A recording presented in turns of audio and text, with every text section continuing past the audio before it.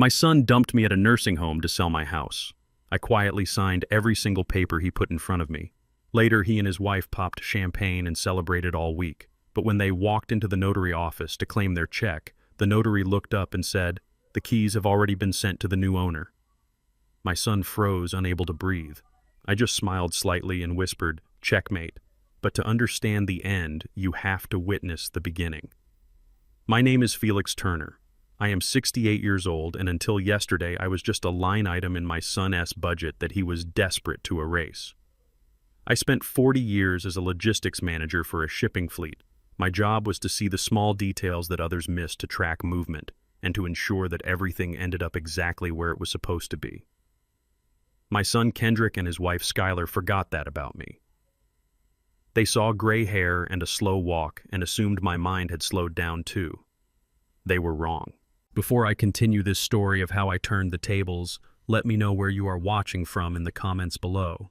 Hit like and subscribe if you have ever had to stand up to family who underestimated your worth. The leather seat of Kendrick's BMW was cold against my back. The air conditioning was blasting even though it was a mild October afternoon in Atlanta. In the passenger seat, Skylar pulled a bottle of perfume from her designer bag.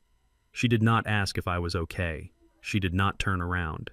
She simply sprayed a cloud of floral chemical mist into the air. "It smells like old people back there," she muttered to Kendrick. "It is sticking to the upholstery." Kendrick gripped the steering wheel tighter. His knuckles were white.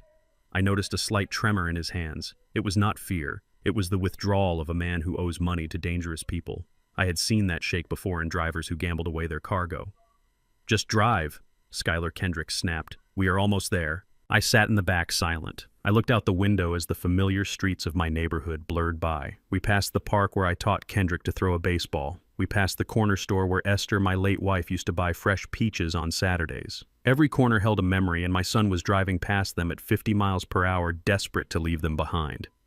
"You know this is for the best, Dad," Kendrick said, watching me through the rearview mirror. His eyes refused to meet mine. "The house is too big for you. The maintenance is too expensive. You need professional care." I did not respond. I did not tell him that I had paid off the mortgage 10 years ago. I did not tell him that I cleaned the gutters myself last week.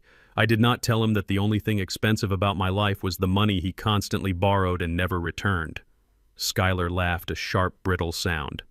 "Professional care is right. You left the stove on last week, Felix. You are a hazard." I had not left the stove on. Skylar had come over to borrow wine glasses and had bumped the knob. I saw it on the kitchen camera I installed 3 months ago, but I said nothing. I needed them to believe I was losing my mind. It was part of the strategy. The car slowed down. We were not heading to the luxury assisted living facility Kendrick had shown me in the brochures. We were turning into a gravel driveway on the outskirts of town. The sign was peeling. Greenwood Nursing Home. The grass was overgrown. The building looked like a converted motel from the 70s. "Is this it?" I asked. My voice was raspy. I made sure to sound weak. "It is temporary," Dad Kendrick said quickly, "just until the house sells. Then we will get you into the place with the golf course. I promise." He was lying. A logistics manager knows when a shipment is being diverted. This was a dumping ground. The car stopped. Skylar opened her door and stepped out, her heels crunching on the gravel. She opened the trunk and pulled out my single duffel bag. She did not wait for me. She threw the bag onto the sidewalk. It landed with a heavy thud. Inside were all the clothes they allowed me to keep. "Get out, Felix," Skylar said. She checked her watch. "We have a dinner reservation at 7. We do not have time for a long goodbye." I opened the door slowly. My joints ached, but not as much as my heart. I stepped out into the humid air. The smell of the nursing home hit me. Stale cafeteria food and industrial bleach. Kendrick came around the car. He was holding a thick folder. He did not look at the building. He could not bear to see where he was leaving me. He just wanted the signature. "Here, Dad," he said, thrusting the papers at me. "We need to finalize the admission and the power of attorney, so I can handle the bills while you settle in." He held out a pen. It was a cheap plastic pen, not the fountain pen I had given him for his college graduation. I looked at the papers. The top page was the admission form, but underneath I saw the edge of a different document. A quitclaim deed. He wasn't just handling bills, he was taking full title of the house. I looked at my son. He was sweating. He looked at Skylar, then back at me. "Just sign it, Dad," he pleaded. "Please, do not make this difficult." Skylar tapped her foot. "Oh, for God's sake, give it to me." She tried to grab the clipboard, but I held on to it. I looked Kendrick in the eye. "You promise this is for the best?" I asked. "Yes, Dad. I swear. It is for the best." For whom I wondered, but I did not say it. I took the clipboard. I leaned it against the hood of the BMW. I took a breath. This was the moment, the point of no return. I switched the pen to my left hand. I have been right-handed my entire life. Kendrick knew this. He had watched me write checks, sign report cards, and fill out logbooks with my right hand for 35 years. But today he was so blinded by greed, so desperate to get to that dinner reservation, that he did not see. I pressed the pen to the paper. My left hand shook. It was awkward. The letters came out jagged and uneven. The signature looked like the scrawl of a man with advanced Parkinson-S or severe dementia. It looked nothing like the crisp, elegant signature of Felix Turner. I signed the admission form. Then I flipped the page. The quitclaim deed. I signed that one too, letting the pen slip and slide, creating a mess of ink that barely resembled a name. "There," I whispered, handing the clipboard back. Kendrick snatched it. He glanced at the signatures, seeing only ink on the line. He did not analyze the stroke. He did not verify the slant. He just saw dollar signs. "Thanks, Dad," he said, backing away. "The nurses are expecting you inside. We will visit Sunday." Skylar was already in the car. She rolled down the window. "Bye, Felix. Try not to cause trouble." Kendrick jumped into the driver's seat. The engine roared to life. He did not wave. He peeled out of the driveway, gravel spraying against my shins. The BMW disappeared around the corner, heading back to the city, back to my house, back to the life they thought they had stolen. I stood there for a moment, watching the dust settle. The trembling in my hand stopped. I straightened my back. The hunch I had faked for the last month disappeared. I took a deep breath of the fresh air, ignoring the bleach smell from the building. I picked up my duffel bag. It was light. I walked toward the entrance of the nursing home. The automatic doors slid open. A nurse was sitting behind the reception desk, looking bored. She looked up, surprised to see a new resident walking with such purpose. "Name?" she asked, popping her gum. "Felix Turner," I said. My voice was clear. It was deep. It was the voice that used to command a warehouse of 200 men. She checked her list. "Oh, right. Room 104. Down the hall. Your son said you might be a bit confused." I smiled. It was a cold smile. My son says a lot of things. I reached into my pocket and pulled out a small prepaid burner phone I had bought with cash 2 days ago.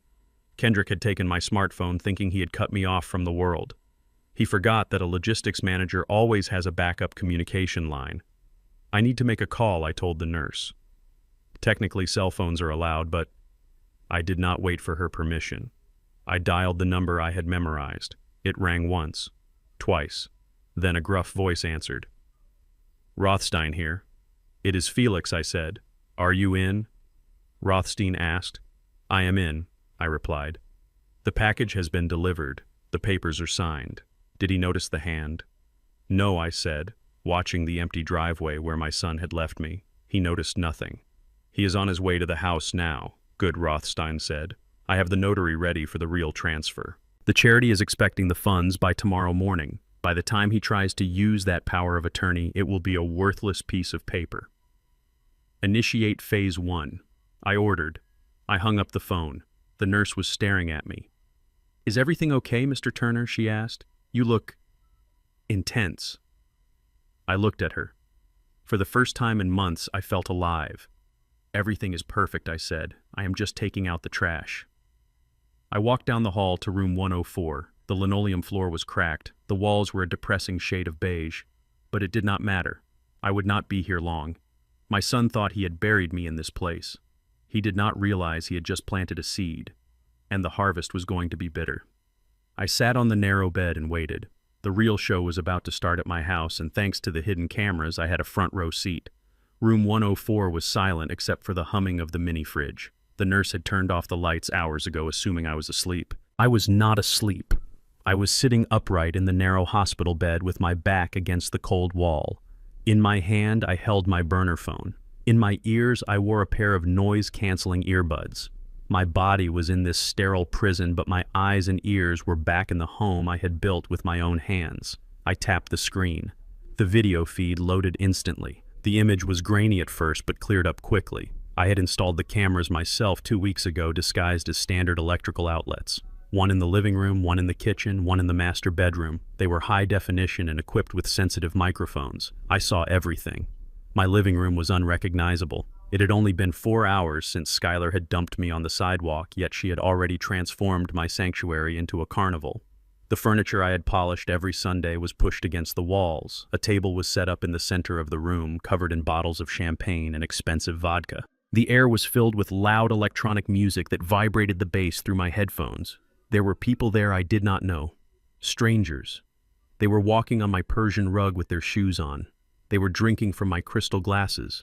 They were laughing. I watched as Skylar walked into the frame. She was wearing a silk robe that she must have brought with her. She looked like she owned the place. She held a glass of red wine in one hand and pointed a finger with the other. "Get rid of it!" she shouted over the music. A man in blue coveralls stepped forward. He was holding a sledgehammer. He looked hesitant. "Are you sure, ma'am?" the man asked. "This is a solid stone fireplace. It looks like original masonry. It will be a mess to take down." I gripped the phone tighter. That fireplace was the heart of the house. Esther and I had laid those stones together. We had saved for 3 years to buy that river rock. Every winter for 30 years we sat in front of that fire drinking cocoa and planning our future. It was where I told her I had been promoted. It was where we cried when we lost our first child. It was not just stone, it was our history. "Do it," Skylar ordered, taking a sip of wine. "It makes the room look dark and depressing. I want an open concept. I want modern. Smash it." Kendrick was standing in the corner. He was holding a beer. He looked pale. "Sky, maybe we should wait until the sale goes through," he mumbled. "If we damage the structure, the appraisal might go down." Skylar spun around. Her eyes were fierce. "Stop being such a coward, Kendrick. It is our house now." The old man signed the papers. "We can do whatever we want. Besides, nobody buys houses with old dusty fireplaces anymore. We are increasing the value. Now smash it." The workman shrugged. He lifted the sledgehammer.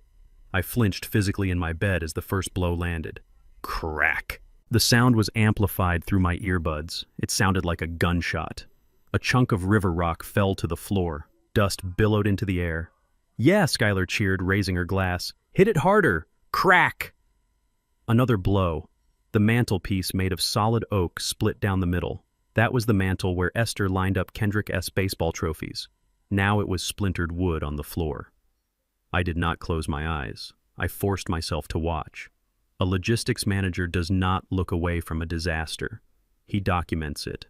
I tapped the record button on the screen. The red dot appeared. Every swing of the hammer was being saved to a secure cloud server. Every piece of debris was evidence. "This is destruction of property," I whispered to the empty nursing home room. But I did not call the police yet. Not yet. I needed them to feel comfortable. I needed them to think they were untouchable. When an enemy feels safe, they make mistakes. They get greedy. The workman continued to swing. My living room filled with gray dust. The strangers at the party cheered him on like it was a game. Kendrick just stood there, staring at his feet, letting his wife erase his childhood. I switched the camera view. I could not watch the fireplace anymore. I needed to see what else they were doing. I tapped on the feed for the master bedroom. The room was dark, but the night vision on the camera illuminated everything in a ghostly green glow. This was the room I had shared with Esther until the day she died. Since her funeral, I had kept it exactly as she left it. Her perfume bottle was still on the vanity. Her reading glasses were on the nightstand. It was a sacred space. The door to the bedroom flew open. The light flicked on, blinding the night vision sensor for a second before it adjusted. Skylar walked in. She was followed by 2 of her friends, women I had never seen before. They were giggling. "Oh my God," Skylar said, flopping onto the bed. "My bed. This mattress is ancient. We have to order the memory foam one tomorrow." One of the friends walked over to the closet. She pulled open the door. My suits were hanging there next to Esther S. dresses, which I had never the heart to pack away. "Look at these rags," the friend laughed, pulling out one of Esther S. floral Sunday dresses. "Did people actually wear this stuff?" "It smells like mothballs and sadness," Skylar said, rolling her eyes.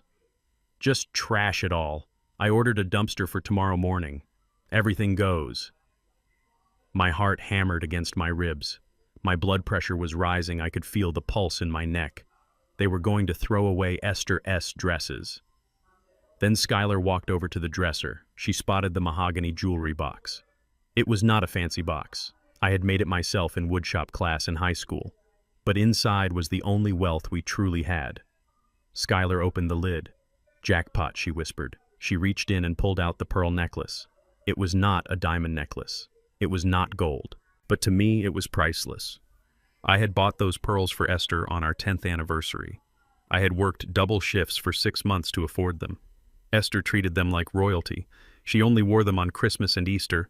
She used to say, "Felix, these pearls are the promise that we made it." Skylar dangled the pearls from her finger. She held them up to the light. "Are these real?" her friend asked. Skylar bit one of the pearls lightly. She scoffed. "Probably cultured. Maybe even fake. The old man was cheap. He never spent money on anything decent." She was wrong. They were real saltwater pearls. Akoya. Grade A. And I was not cheap. I was prudent. I saved so my son could go to college without debt. I saved so we could own our home outright. Skylar did not understand the difference between being cheap and being responsible. She put the necklace around her neck. It looked wrong on her.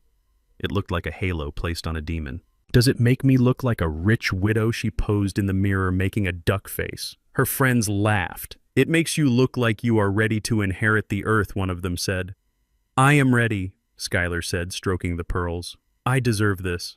After putting up with that boring old man and his lectures for 5 years, I deserve every penny." She turned to the dresser and started sweeping the rest of Esther S. jewelry into her purse. The silver locket with Kendrick S. baby picture, the sapphire earrings my mother had given Esther, the gold wedding band, everything. She was looting the dead. I switched apps on my phone. My hands were trembling with rage, but my mind was ice cold. I opened my encrypted messaging app. I found the contact named Rothstein. I typed quickly. "Target has breached the master bedroom. They are destroying the fireplace. Now they are stealing Esther S. jewelry. Value exceeds $5,000. That makes it grand larceny." 3 dots appeared on the screen. Rothstein was awake. He was always awake. The reply came. "Do you want me to send the police now? We have enough for an arrest." I looked at the video feed again. Skylar was spinning around in the room wearing my dead wife's necklace, laughing with her mouth open. Kendrick had walked in. He saw the necklace. For a second, he looked like he might say something. That was his mother's favorite necklace. He knew what it meant. "Nice babe," Kendrick said instead. "It looks better on you than it ever did on Mom." That broke the last thread of mercy I had for him. He had not just betrayed me. He had betrayed the memory of the woman who birthed him. I looked at Rothstein's message. "Do you want me to send the police now?" I thought about it. If I sent the police now, they would be arrested for theft and property damage. It would be a hassle. They would get bail. They would fight it. No, I wanted total victory. I wanted them to feel the height of joy before the fall. I wanted them to think they had won. I wanted them to sell the furniture. I wanted them to empty the bank accounts. I wanted them to dig the hole so deep that they could never climb out. I typed my reply. Negative. Do not intervene. Let them take it all. Let them break everything. Add the charges to the file, but keep it sealed. We wait for the notary. Copy that. Rothstein replied. Be patient, Felix. The bigger the party, the worse the hangover. I closed the messaging app and went back to the camera feed. Skylar was now jumping on the bed, still wearing the pearls. Kendrick was popping another bottle of champagne, spraying it over the room, soaking the carpet. Enjoy it, I whispered to the screen. Drink my wine. Wear her pearls. Break my stone. Because every second of this video is adding years to your sentence. I took the earbuds out. The silence of the nursing home rushed back in. I could hear the snoring of the man in the room next door. I folded the blanket over my chest. I did not sleep that night. I lay awake visualizing the chessboard. I moved my pieces in my mind. The knight was the notary, the bishop was the bank manager, the rook was the police captain who owed me a favor, and the king was me.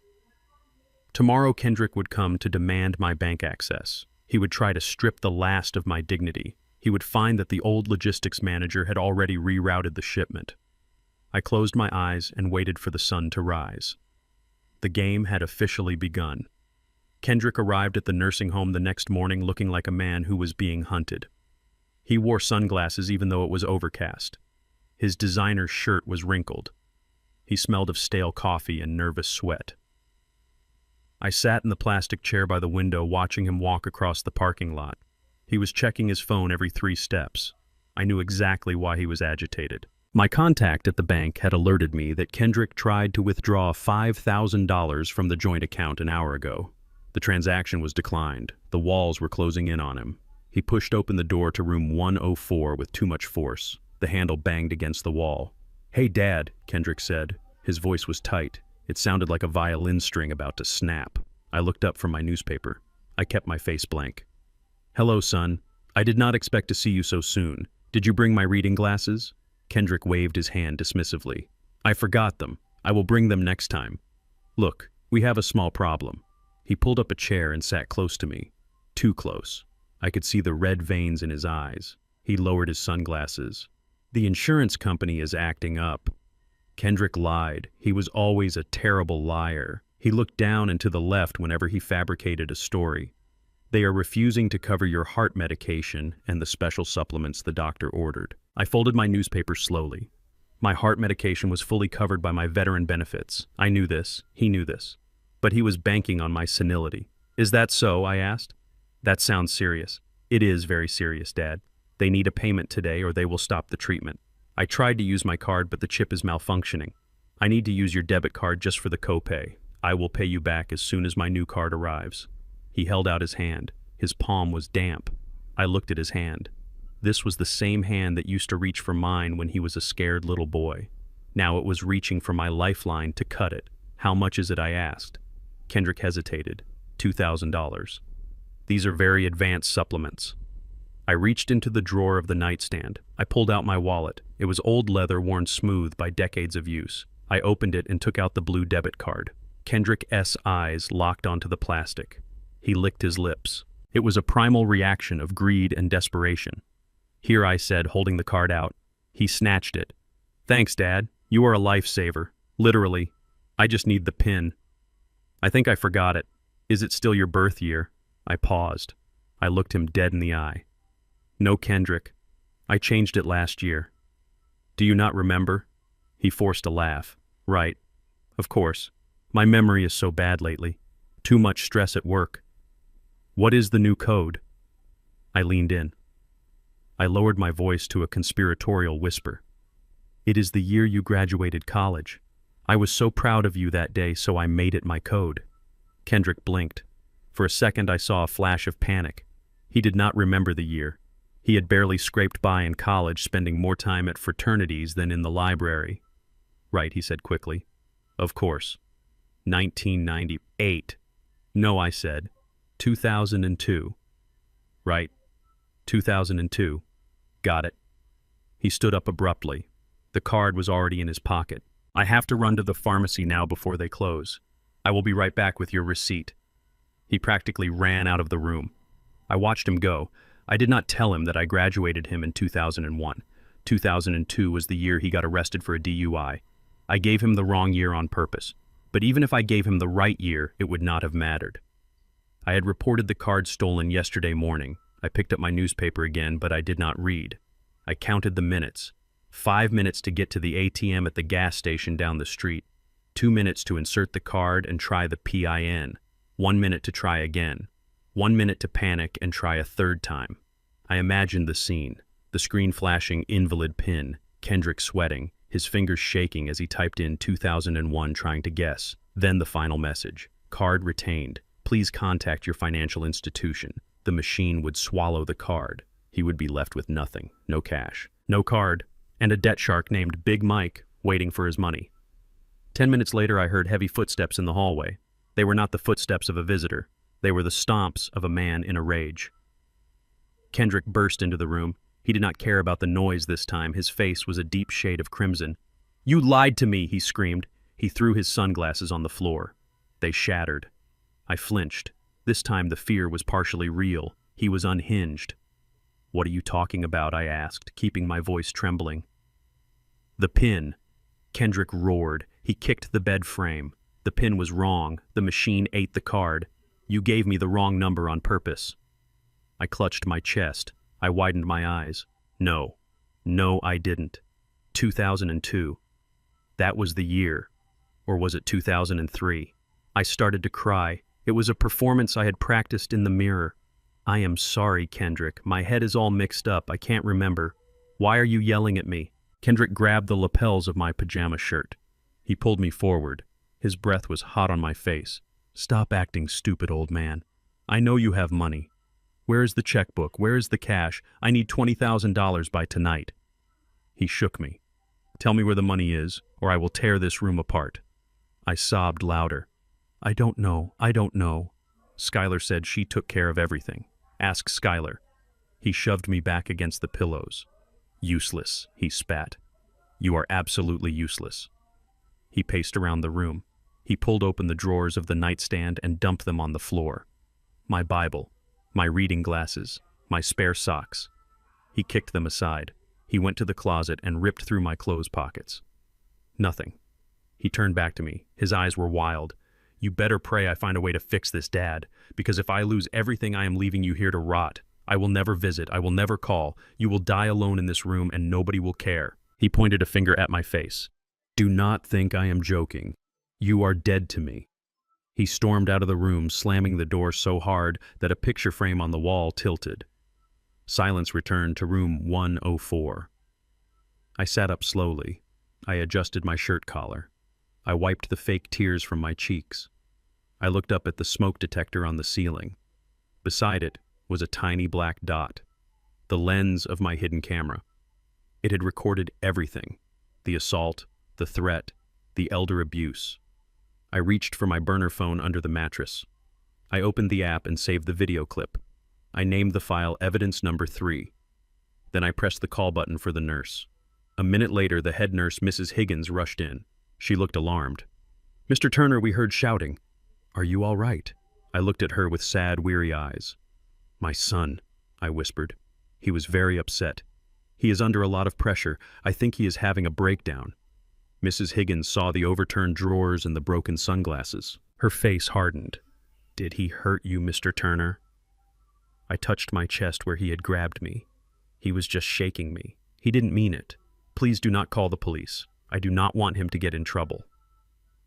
This was the final nail. By begging her not to call the police, I ensured that she would file a formal incident report. It would be on the official record of the nursing home, independent witnesses, physical evidence. Mrs. Higgins patted my hand gently. We will keep a close eye on visitors from now on, Mr. Turner. He will not be allowed back in without supervision. Thank you, I said, closing my eyes. I just want to rest now. She left the room, closing the door softly. I lay back on the pillow. The game was escalating. Kendrick was desperate now. Desperate men do reckless things. He had failed to get the cash. That meant his next move would be the house. He would try to sell it fast. He would rush the sale. He would cut corners. And that was exactly where I wanted him. He was running straight toward the notary office, and he had no idea the cliff was waiting for him. I checked my bank app on the secure folder of my phone. The notification was there. Attempted withdrawal. ATM at Shell Station on Main Street. Card retained. I smiled. Happy graduation day, son, I whispered. I turned off the phone and hit it again. I needed my rest. Tomorrow was going to be a very busy day. The buyer for the house was scheduled to meet Kendrick, my buyer. Everything was proceeding according to the manifest. The cargo was secure, the destination was set, and the storm was just beginning. The digital clock on my bedside table read 2:13 in the morning when the door to room 104 creaked open. I was awake instantly. A logistics manager learns to sleep with one ear open, especially when he is living in enemy territory. It was Kendrick. He looked worse than he had in the afternoon. His eyes were sunken and his skin had a gray pallor under the fluorescent hallway lights. He was wearing a hooded sweatshirt pulled up over his head. "Get up, Dad," he whispered urgently. "Get dressed. We have to go." I sat up slowly, feigning grogginess. "What time is it?" I asked, rubbing my eyes. "Is there a fire?" "No fire," Kendrick hissed. He grabbed my arm and pulled me toward the edge of the bed. "I need you to sign some papers. The buyer wants to meet now. He is leaving the country tomorrow morning, and this is our only chance." I knew he was lying about the buyer leaving the country. Real estate deals do not happen at 2 in the morning unless they are illegal. Kendrick had found a black market buyer, someone who needed to wash dirty money through clean property. I let him pull me up. I fumbled with my shoes, taking twice as long to tie the laces as necessary. "Hurry up," Kendrick snapped. He was bouncing on the balls of his feet. "Where are we going?" I asked. "Just a diner down the road. It is safe. Don't worry." I grabbed my jacket. Inside the inner pocket, I felt the crinkle of a single sheet of paper.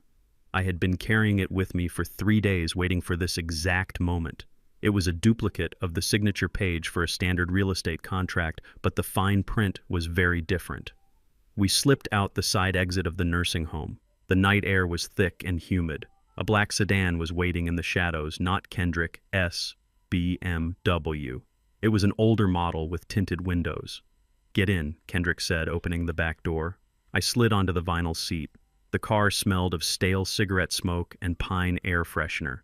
Kendrick got in the driver's seat and we peeled out of the parking lot. He did not speak during the drive. He kept checking the rearview mirror. I watched the city lights flicker past. We were heading toward the industrial district, an area of warehouses and truck stops I knew well from my working days. We pulled into the parking lot of a place called the Iron Skillet. It was a 24-hour diner that served truckers and insomniacs. The neon sign buzzed ominously. Inside the diner was mostly empty. A waitress with tired eyes was wiping down the counter. In the back booth, a man was waiting. He was a large man with a shaved head and a thick neck. He wore a leather jacket and expensive rings on his fingers. A heavy silver briefcase sat on the table next to his coffee. "This is him," Kendrick said, sliding into the booth. "This is my father, the owner." The man looked at me. His eyes were cold and calculating. He did not offer his hand. "Does he know what is happening?" the man asked. His voice sounded like gravel grinding together. "He knows," Kendrick said quickly. "He just wants to sell and retire." "Right, Dad." I nodded slowly, looking at the menu as if I was interested in ordering pancakes. "I just want to rest," I said. "The house is too big, too many stairs." The man grunted. He slid a thick stack of documents across the table. "Standard quitclaim deed and cash sale agreement," the man said. "No inspections, no title insurance, as is, where is. I give you $50,000 cash now as a deposit. The rest comes tomorrow when the deed is recorded. $50,000. That was the exact amount Kendrick owed to the loan sharks, plus a little extra for his gambling habit. Kendrick's eyes widened when the man opened the briefcase just an inch. I saw the green glow of stacked bills. "Sign it, Dad," Kendrick said, pushing a pen into my hand. "Just sign on the last page." I put on my reading glasses. I picked up the document. "I need to read it first," I said. The man slammed his hand on the table. "We do not have time for a reading circle, old man. The terms are standard." Kendrick looked at me with panic. "Dad, please, just sign it." I pretended to be intimidated. My hand shook violently. I reached for the coffee cup the waitress had just set down in front of me. "I am sorry," I stammered. "I am just a bit nervous." I lifted the cup. My hand shook harder. "Watch out," Kendrick warned. It was too late. I jerked my wrist. The cup tipped over. Hot brown liquid splashed all over the table, soaking the tablecloth and the first few pages of the contract. "Oh my God!" Kendrick yelled, jumping up. "You clumsy old fool!" The man cursed and grabbed his briefcase, pulling it away from the spill. "Napkins!" I cried out, standing up and knocking my chair over. "Get some napkins." The waitress ran over with a towel. Kendrick was busy wiping coffee off his jeans. The man was checking his leather jacket. For exactly 4 seconds, nobody was looking at me. That was 3 seconds more than I needed. I reached into my jacket pocket. I pulled out the dry document I had prepared. With a practiced sleight of hand I learned from checking cargo manifests, I slid the wet signature page off the table and shoved it into my pocket, replacing it with my own page. It was seamless. The coffee stain on the table covered the edges. "I am so sorry," I wailed, dabbing at the mess with a napkin. "I am so sorry." "Sit down," the man barked. "The last page is dry. Just sign the damn thing so I can get out of here." Kendrick smoothed out the document. The top pages were stained but legible. The last page, the one I had just swapped, was pristine. "Sign it, Dad," Kendrick hissed, "before he changes his mind." I sat down. I picked up the pen again. This time, I did not shake. I signed my name clearly. Felix Turner. I pushed the paper toward the man. He checked the signature. He checked the date. He did not check the paragraph number at the top of the page.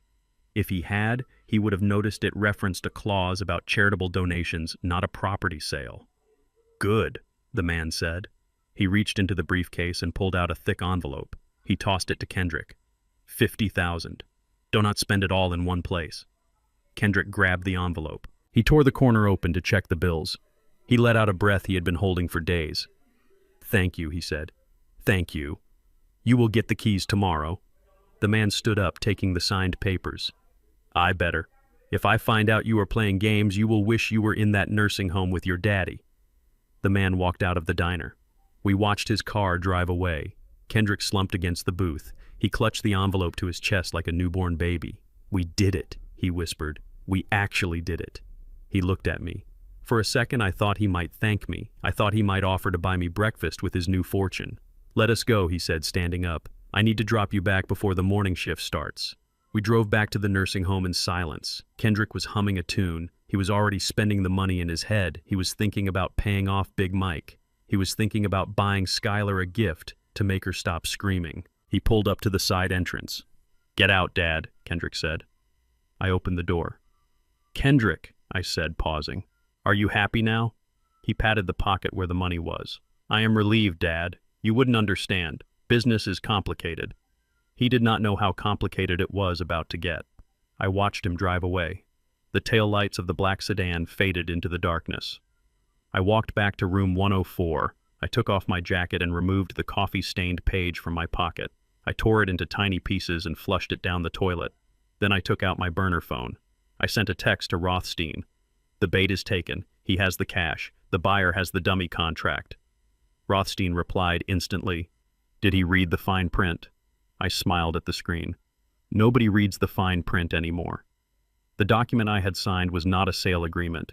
It was a donation acknowledgement form for the Inner City Youth Center. The man who just gave Kendrick $50,000 now held a piece of paper that legally proved he had donated that money to charity in my name. When he tried to file that deed tomorrow, the clerk would laugh at him. And when he came looking for his money, Kendrick would have to explain why he sold a house he did not own to a criminal who did not like jokes. I climbed back into bed. The sheets were cold, but I felt warm. Kendrick thought he had won $50,000. In reality, he had just sold his life for an envelope of cash that would turn into a death warrant the moment the sun came up. I closed my eyes. I needed to sleep. Tomorrow I had a meeting with the notary, and I wanted to look my best when the hammer finally fell. The morning sun filtered through the blinds of room 104, but I was not looking at the light. I was looking at the screen of my tablet. I had upgraded my surveillance package to include audio feeds from Kendrick's phone. He had installed a tracking app for me months ago, thinking he was keeping tabs on a senile old man. He never realized that the administrator account gave me access to his microphone, too. I put on my headphones and took a sip of the lukewarm nursing home coffee. It tasted like battery acid, but today it felt like champagne. I closed my eyes and transported myself to the other side of town, to the plush, air-conditioned office of Perkins & Associates, the most expensive notary firm in Atlanta. I could hear the hum of the ventilation system. I could hear the nervous tapping of a shoe against a hardwood floor. That was Kendrick. I could hear the rustle of silk. That was Skylar. And I could hear the heavy breathing of a man who smokes too much and has no patience. That was the buyer, the man from the diner. The audio feed was crisp. I could hear Skylar whisper to Kendrick. "Stop shaking," she hissed. "You are sweating through your shirt. It is disgusting." "I am just anxious," Kendrick whispered back. "Once we sign, I will be fine. Did you bring the ring?" Skylar giggled, a sound that made my stomach turn. "Of course I did. It is on my finger. Look at it sparkle. $10,000 well spent. You finally did something right, Kendrick." I smiled in my hospital bed. $10,000. That was 20% of the deposit the buyer had given them last night. Kendrick had spent the money before the ink was even dry on the real deed. He was digging his grave with a diamond shovel. "All right, gentlemen and ma'am," a new voice entered the feed. It was Ms. Perkins. I had known Ms. Perkins for 20 years. She was the one who helped me set up the educational fund for Kendrick when he was born. She was a woman of steel and statutes. She knew exactly what to do. Please take a seat, Ms. Perkins said. Her voice was professional and devoid of warmth. I have the file right here. I heard the sound of leather chairs creaking as they sat down. Let us get this over with, the buyer grumbled. I have a flight to catch. Here is the rest of the cash. A heavy thud echoed on the desk. That was the briefcase. Another $100,000 or whatever lowball price Kendrick had agreed to. Hold on, sir, Ms. Perkins said. I cannot accept any funds until I verify the title status. It is standard procedure. Verify away, Kendrick said quickly. My father signed the quitclaim deed last night. I have it right here. I heard the crinkle of paper. That was the document I had swapped in the diner, the one that was actually a donation form. Ms. Perkins hummed. I see, she said. The signature looks authentic. It is authentic, Kendrick said. I watched him sign it. I am sure you did, Ms. Perkins said. She began typing on her keyboard. The sound of the keys clacking was rhythmic. Click, clack, click, clack. To Kendrick and Skylar, it was just typing. To me, it was the sound of the executioner sharpening the blade. I sat perfectly still in my room. This was the payoff. This was the moment the trap snapped shut. The typing stopped. Silence filled the room. It was a heavy, thick silence. Is there a problem? The buyer asked. His voice dropped an octave. Ms. Perkins cleared her throat. Mr. Turner, she said, addressing Kendrick. There seems to be a discrepancy in the county database. What discrepancy? Skylar demanded. We have the paper right there. The paper is just a piece of paper, Mrs. Turner, Ms. Perkins replied calmly. The digital record is what matters. And according to the Fulton County Deed Registry, this property is not owned by Felix Turner. Kendrick laughed. It was a nervous, high-pitched sound. That is impossible. My dad has owned that house for 40 years. He paid off the mortgage in '98. He did own it, Ms. Perkins corrected, past tense. But the property was transferred 72 hours ago. Transferred, Skylar shrieked. To who? Who did he sell it to? He did not sell it, Ms. Perkins said. She sounded like she was reading a weather report. He donated it. The entire property, along with all contents and fixtures, was transferred into an irrevocable trust. The Esther Turner Memorial Trust. I let out a breath I did not know I was holding. Esther, my beautiful wife. Even in death, she was protecting our home. That is a lie, Kendrick shouted. He stood up. I heard his chair scrape violently against the floor. He is senile. He does not even know what day it is. He could not have set up a trust. The paperwork was filed by the law firm of Rothstein and Associates, Ms. Perkins said. It is watertight, Mr. Turner. The beneficiary is the Atlanta Youth Shelter. As of 3 days ago, you have been squatting on charity property. No, Skylar screamed. No. We already spent the money. We already ordered the furniture. You fix this. You fix this right now, you incompetent witch. Ms. Perkins did not flinch. I suggest you lower your voice, ma'am, or I will call security. There is nothing to fix. The house is gone. The title is locked. Then the buyer spoke. His voice was very quiet. It was the kind of quiet that happens before a gunshot. So the buyer said, Let me understand this. You sold me a house you do not own. Kendrick stammered. His voice was trembling so hard I could barely understand him. No. No, Vince, listen. It is a mistake. My dad, he is crazy. He played a trick. I will fix it, I promise. You took $50,000 of my money last night, the buyer continued. As a deposit. I will give it back, Kendrick cried. I will give it all back. Just give me the envelope. He reached for the briefcase on the desk, but the buyer grabbed his wrist. I could hear the impact of flesh hitting flesh. Kendrick yelped. I want my $50,000, the buyer said. Plus interest for wasting my time. I want it now. Kendrick was hyperventilating. Okay. I have $40,000 in the bag at home. And he stopped. He remembered the ring and what the buyer asked. Skylar, the buyer said. Give me the ring. What Skylar said. Her voice was icy. The ring, Kendrick pleaded. The diamond. We have to give it to him. It is worth $10,000. It covers the rest. Are you insane? Skylar yelled. This is my ring. You promised me this ring. You are not giving him my jewelry because you messed up a contract. Give him the ring, Skylar, Kendrick screamed. He is going to kill me. I do not care, Skylar shouted back. Figure it out. You are the man. Be a man for once in your life. The buyer laughed. It was a dark, dry laugh. Domestic bliss, he mocked. I am not a pawn shop. I do not want a ring. I want my cash. 50,000. You have 1 hour. Kendrick was sobbing now. I cannot. I do not have it. Dad has money. I will call Dad. He will fix it. He has to fix it. I watched the screen of my burner phone light up. Incoming video call. Kendrick. I adjusted my reading glasses. I looked at the chessboard I had set up on my bedside table. I was playing a game against myself. White was winning. I swiped the green button. Dad Kendrick's face filled the screen. He was a mess. Sweat was dripping down his forehead. His eyes were wide with terror. Behind him I could see the blurry outline of the notary office and the large figure of the buyer blocking the door. Dad, thank God, Kendrick gasped. There has been a mistake. The notary says the house is gone. She says it is in a trust. You have to tell them. Tell them it is a mistake. Tell them you want to sell it to Vince. I looked at the camera. I did not look confused. I did not look old. I looked him straight in the eyes. Hello, son, I said calmly.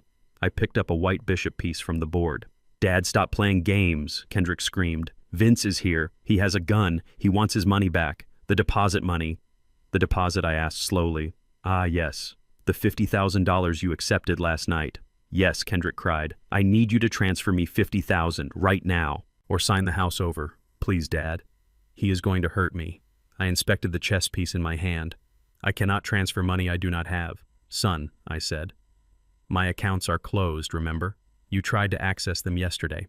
Then sell the house, Kendrick begged. Just sign the paper. The house belongs to your mother now, I said.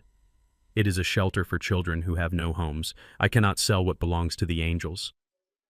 Skylar's face appeared in the frame. She shoved Kendrick aside. Listen to me, you old bat, Skylar hissed. Her makeup was running. Cancel the trust, right now, or I swear I will come down there and smother you with your own pillow. I chuckled.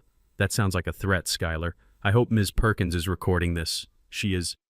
Ms. Perkins' voice came from the background. The police have been notified of the disturbance. Skylar turned pale.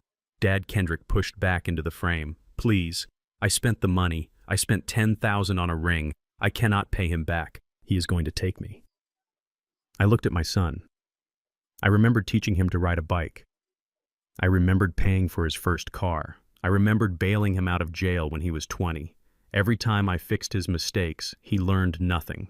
He only learned that Daddy would always be there with a checkbook. Not this time. You spent money that was not yours on a woman who despises you, I said.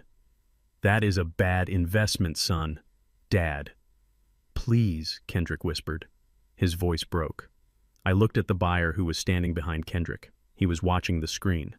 Sir, I said, addressing the criminal, my son seems to have defrauded you. I suggest you take whatever assets he has on his person. I believe the ring on the lady's finger is high quality. No, Skylar screamed, clutching her hand to her chest. The buyer smirked. He looked at Skylar's hand. Dad, what are you doing? Kendrick gasped. I am teaching you a lesson about logistics, Kendrick, I said. When you ship a package to the wrong address, you have to pay the return shipping fee. I moved the bishop on my board. I knocked over the Black King. Checkmate, I whispered. I hung up the phone. The screen went black, but I could still hear the audio feed for a few more seconds before the connection was cut. I heard Skylar scream as someone grabbed her hand. I heard Kendrick crying. I heard the buyer say, "Come with me. We are going for a ride." Then silence. I took off my headphones. My hands were steady. My heart rate was normal. I picked up my cold coffee and finished it. It was done. The house was safe. The charity would take possession tomorrow. Kendrick was now in the hands of a man who would extract every penny he owed through labor or pain. Skylar was about to lose her prized diamond and her dignity. I looked out the window of the nursing home. The sky was gray, but to me it looked bright blue. I was alone in a room with peeling paint, but I had never felt more at home. But the game was not over. Skylar was a survivor. She was a cockroach. She would survive the buyer. She would divorce Kendrick. And then she would come for me with everything she had left. I reached for my phone and dialed Rothstein. Phase 1 is complete, I said. Prepare for the lawsuit. She is going to try to prove I am incompetent. Let her try. Rothstein laughed. We have the medical records ready. I lay back on the bed. I needed to rest. The next battle would not be fought with money or muscle. It would be fought in a courtroom. And I had one more trap waiting for my dear daughter-in-law. A trap made of her own vanity. I closed my eyes and waited for the war to come to me. The audio feed from the notary office had cut out, but I did not need a microphone to know what Skylar was feeling. I knew her better than she knew herself. She defined her existence by the objects she possessed, the designer handbags, the German car, the address and the right zip code, and most importantly, the ring. That ring was her shield. It was her proof that she was better than the waitresses she yelled at and the clerks she ignored. Losing it to a common thug in a cheap suit was not just a financial loss, it was an amputation of her ego. I sat in my room at the nursing home and switched my tablet to the exterior cameras of my old house. I knew she was heading there. She needed to break something. She needed to exert power over the only thing left in her grasp, my home. I checked the time. It would take her 20 minutes to drive from the notary office to the house if she followed the speed limit. Knowing Skylar, she would make it in 12. I picked up my burner phone and dialed a number I had not called in years. "Arthur," I said. "The storm is coming." I heard a deep chuckle on the other end. "We are ready, Felix. The perimeter is secure. The boys are looking forward to a little excitement." Bingo night was getting boring anyway. Arthur was my old platoon sergeant from Vietnam. He ran a private security firm now staffed entirely by retired veterans. They were old men with gray hair and stiff knees, but they were disciplined.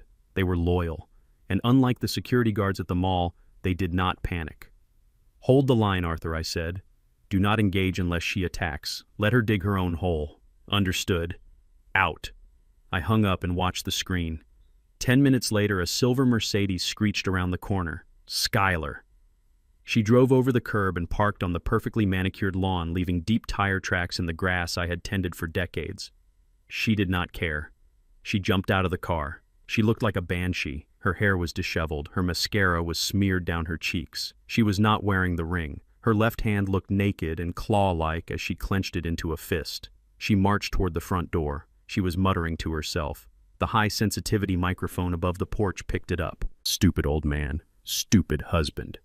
I will burn it down. I will burn it all down." She reached into her purse and pulled out her key ring. She jammed the key into the lock. It did not turn. She tried again, twisting it hard. It did not budge. I had changed the locks 2 days ago. The old brass deadbolt was gone. In its place was a biometric smart lock reinforced with a steel strike plate. It only opened for my fingerprint or Arthur S. master code. Skylar rattled the door handle. She kicked the wood. "Open," she screamed. "Open, you piece of junk!" She stepped back, breathing heavily. She looked around for a rock or a brick. She spotted a garden gnome near the flower bed. She grabbed it, raising it over her head to smash the glass panel on the door. That was when Arthur stepped out from the side of the house. He was wearing a dark blue uniform with a badge that said Private Security. He stood 6 feet 4 inches tall. His face was weathered like old leather, but his eyes were sharp. Behind him, 2 other men stepped out, Big Tiny and Mac. Both of them looked like they could wrestle a bear and win. "Put the gnome down, ma'am," Arthur said. His voice was calm. It was the voice of a man who had commanded troops under fire. Skylar spun around. She almost dropped the ceramic statue. "Who are you?" she screeched. "Get off my property." Arthur did not move. He stood with his hands clasped behind his back. "This is not your property, ma'am. This property belongs to the Esther Turner Memorial Trust. We have been hired to secure the premises against trespassers." "Trespassers?" Skylar laughed. It was a manic sound. "I live here. My husband owns this house. I want you gone. I want you gone right now, or I will have you arrested." "I am afraid that is incorrect," Arthur said. He pulled a folded paper from his pocket. "We have a copy of the deed and a restraining order barring any unauthorized entry. You are not on the list." Skylar threw the gnome. It smashed against the pavement, shattering into 100 pieces.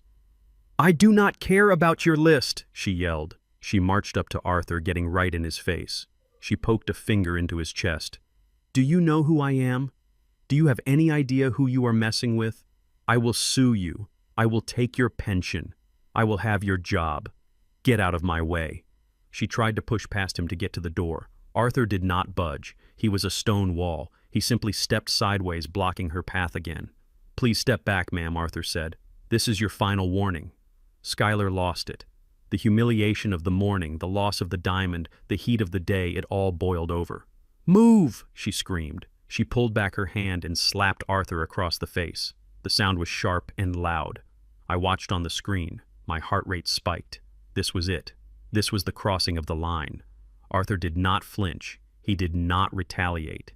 He slowly turned his head back to face her. His expression had not changed. "That is assault, ma'am," he said. He signaled to Mac. "Call it in." Skylar looked at her hand.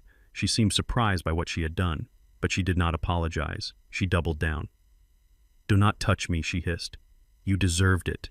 You are just a hired thug." 2 minutes later, a police cruiser turned onto the street. I had told Arthur to have the police on standby nearby. 2 uniformed officers stepped out. They saw the broken gnome. They saw the tire tracks on the lawn. They saw Skylar screaming at 3 elderly veterans. "Is there a problem here, gentlemen?" one officer asked, walking up the driveway. Arthur touched his cheek where a red mark was forming. "This woman is trespassing, officer. When asked to leave, she became violent. She assaulted me. My colleagues witnessed it, and we have it on video." He pointed to the body camera on his chest. Skylar's face went white. She realized too late that she was not dealing with a senile old man anymore. She was dealing with professionals. "He pushed me." Skylar lied immediately. She put on her victim voice. "He threatened me. I was just defending myself." The officer looked at Arthur. Then he looked at Skylar. "Ma'am, I need to see your ID. I live here," Skylar insisted. "Ask anyone." The officer checked his tablet. "According to this, the resident is Felix Turner. Are you Felix Turner?" "No, he is my father-in-law. He is in a home." "Then you do not live here," the officer said, "and you just assaulted a licensed security guard. Turn around and place your hands behind your back." They did not arrest her. Not yet. I had instructed Arthur to press for a citation, not a booking. I wanted her out on the street. I wanted her desperate. The officer wrote her a ticket for trespassing and disorderly conduct. He gave her a court summons for the assault. "If you return to this property, you will be taken to jail. Do you understand?" the officer said, handing her the yellow slip. Skylar snatched the ticket. She looked at the neighbors who had gathered on their porches to watch. She saw Mrs. Gable pointing. She saw Mr. Henderson shaking his head. Her reputation in the neighborhood was shattered. The facade of the wealthy, successful couple was gone. Now she was just the crazy woman yelling at the police. She got back into her Mercedes. She slammed the door. She reversed out of the driveway, hitting the mailbox on her way out. I watched her drive away. Arthur looked up at the security camera and gave a small salute. "Thank you, my friend," I whispered. Skylar drove for 2 blocks before pulling over into a grocery store parking lot. I switched to the audio feed from her car. She was hyperventilating. She hit the steering wheel over and over again. "Damn him," she screamed. "Damn him to hell." She grabbed her phone. She dialed Kendrick. Kendrick picked up on the first ring. He sounded weak. "Sky," he croaked. "Where are you?" "Where am I?" Skylar yelled. "I am in hell, Kendrick. That is where I am. I just got kicked off the property. Your father hired mercenaries. They humiliated me." "Mercenaries?" Kendrick asked, confused. "What are you talking about?" "Do not play dumb," she snapped. "He planned this. He planned it all. The trust, the locks, the guards. He knew." She paused. She took a breath. Her voice changed. It became cold and hard like steel. "Where are you?" she asked. "I am walking," Kendrick said. "Vince took the car. He took the watch. He took everything. He dropped me off on the highway. I am walking home." "Well, do not bother coming home," Skylar said, "because we do not have a home anymore." "Sky, please," Kendrick sobbed. "I am hurt. He hit me. I need you to pick me up." "I am not picking you up," Skylar said. "I am going to a hotel, and you are going to fix this." How Kendrick cried. "I have nothing." "I do not care," Skylar said. "You are going to go to that nursing home. You are going to get on your knees, and you are going to make that old man sign the revocation papers. You are going to cry, you are going to beg, you are going to threaten him. I do not care what you do." She looked at her empty ring finger again. "Listen to me, Kendrick. If you do not get that house back by tomorrow morning, do not bother calling me. I will file for divorce. I will sue you for spousal support. I will tell everyone about your gambling. I will ruin you." "Sky, wait." "Fix it," Skylar said, "or we are done." She hung up the phone. I sat back in my bed. The ultimatum had been delivered. Skylar had abandoned him. She had stripped him of his support system just when he was at his lowest. Kendrick was alone. He was walking on the side of a highway, bruised and beaten. He had no car, no money, no wife, and no home. Desperation is a dangerous fuel. It makes men do things they would never consider in their right minds. Kendrick was cornered, and a cornered rat does not surrender. It attacks. I knew he was coming for me. He would not come with papers this time. He would not come with a smile. He would come with violence. I needed to be ready. I reached for my phone and opened the banking app. I transferred $5,000 to Arthur S. Company account, a bonus for a job well done. Then I opened my messages. I found the thread with the local police captain. Captain, verify the location of Kendrick Turner. He is on foot on Highway 85. He is likely heading toward Greenwood Nursing Home. He is unstable. I sent the message. I did not want the police to stop him. Not yet. I wanted him to arrive. I wanted him to break in. I needed him to commit the final crime that would put him away for good. I looked at the window. The sun was setting. The shadows were lengthening in room 104. Come on, son, I whispered. Come and show me who you really are. I turned off the lights and sat in the dark, waiting for the sound of breaking glass. The final act was about to begin. The sun had set hours ago and the nursing home was quiet, but I was wide awake. The glow of my tablet illuminated my face in the dark room. I was watching a silent movie of my own direction. The set was my former home. The star was my desperate son. And the genre was a tragedy. I knew he was coming. A man does not walk away from a $50,000 debt to a violent criminal without trying to find a lifeline. Kendrick had no lifeline left except for a memory. He remembered the gold bar. It was a single kilogram of solid gold. I had bought it 30 years ago as a hedge against inflation. I kept it in the wall safe behind the painting of the ship in my study. Kendrick knew it was there. He used to stare at it when he was a boy, asking if it was pirate treasure. I told him it was for emergencies. He decided that tonight was an emergency. I checked the time. 11:40 at night. The perimeter sensors on the north side of the house turned red on my screen. He was here. I switched the camera feed to the backyard. The night vision turned everything into shades of green and black. I saw a figure moving through the azalea bushes. He was moving clumsily. He tripped over a garden hose and scrambled back up, looking around wildly. It was Kendrick. He looked like a ghost. He was still wearing the same clothes from the notary office, but now they were stained with sweat and dirt. He had walked 10 miles along the highway to get here. Desperation is a powerful engine. He crept toward the basement window. It was the small window behind the dryer. When he was a teenager, he used to sneak out of that window to go to parties. He thought I never knew. I always knew. I just wanted him to have his freedom. Now he was using that same window to steal mine. He pushed on the glass. It slid open easily. I took a sip of water. I had unlocked that window myself before I left the house 3 days ago. I knew that if he ever came back to rob me, that would be his entry point. It was the path of least resistance. In logistics, we call this a funnel. You guide the cargo exactly where you want it to go. Kendrick slid feet first into the basement. I switched cameras to the laundry room. He landed on a pile of dirty towels I had left there. He froze, listening for sounds. He did not know that the moment his feet touched the floor, a silent alarm had been triggered. It did not ring in the house. It rang at the police station and on Arthur S.'s phone. I typed a quick message to the captain. Intruder confirmed. Do not engage yet. Let him reach the second floor. I want him to feel safe before the net closes. Kendrick pulled a flashlight from his pocket. The beam cut through the darkness. He moved up the basement stairs. The wooden steps creaked.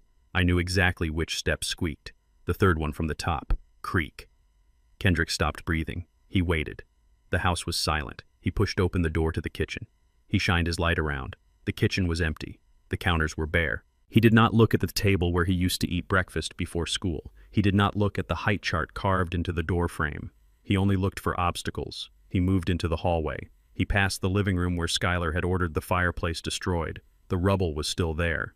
Kendrick stepped over a piece of broken stone. He did not care. He had tunnel vision. He headed for the stairs. He was going to the study. I watched him climb. He was panting. The sound was picked up by the hallway microphones. It was a wet, ragged sound. He was crying. I am sorry, Dad, he whispered to the empty air. I have to do this. Vince is going to cut my fingers off. I have to pay him. I will pay you back, I swear. He was lying to himself. He would never pay me back. He would take the gold, give it to the shark, and then come back for the silverware. Then the copper wiring in the walls. A parasite does not stop until the host is dry. He reached the study. He pushed the door open. The room smelled of old paper and leather tobacco. My sanctuary. Kendrick walked straight to the painting of the ship. It was a painting of the first cargo vessel I ever managed. He grabbed the frame and ripped it off the wall, throwing it onto the floor. Behind it was the steel face of the wall safe. Kendrick fell to his knees in front of it. He was shaking so hard the flashlight beam danced on the metal. "Okay," he muttered. "Okay. Think. What is the code?" He reached for the keypad. He typed in 4 numbers. Beep, beep, beep, beep. Red light, error. He typed in his own birthday. October 14th. Red light, error. Stupid, he cursed. Stupid old man. He typed in Skylar S. birthday. Red light, error. He hit the safe with his fist. Think, Kendrick, think. What would he use? He typed in the year I bought the house. 1982. Red light, error. He let out a scream of frustration. He rested his forehead against the cold steel of the safe. "Please," he begged. "Please open. I do not want to die."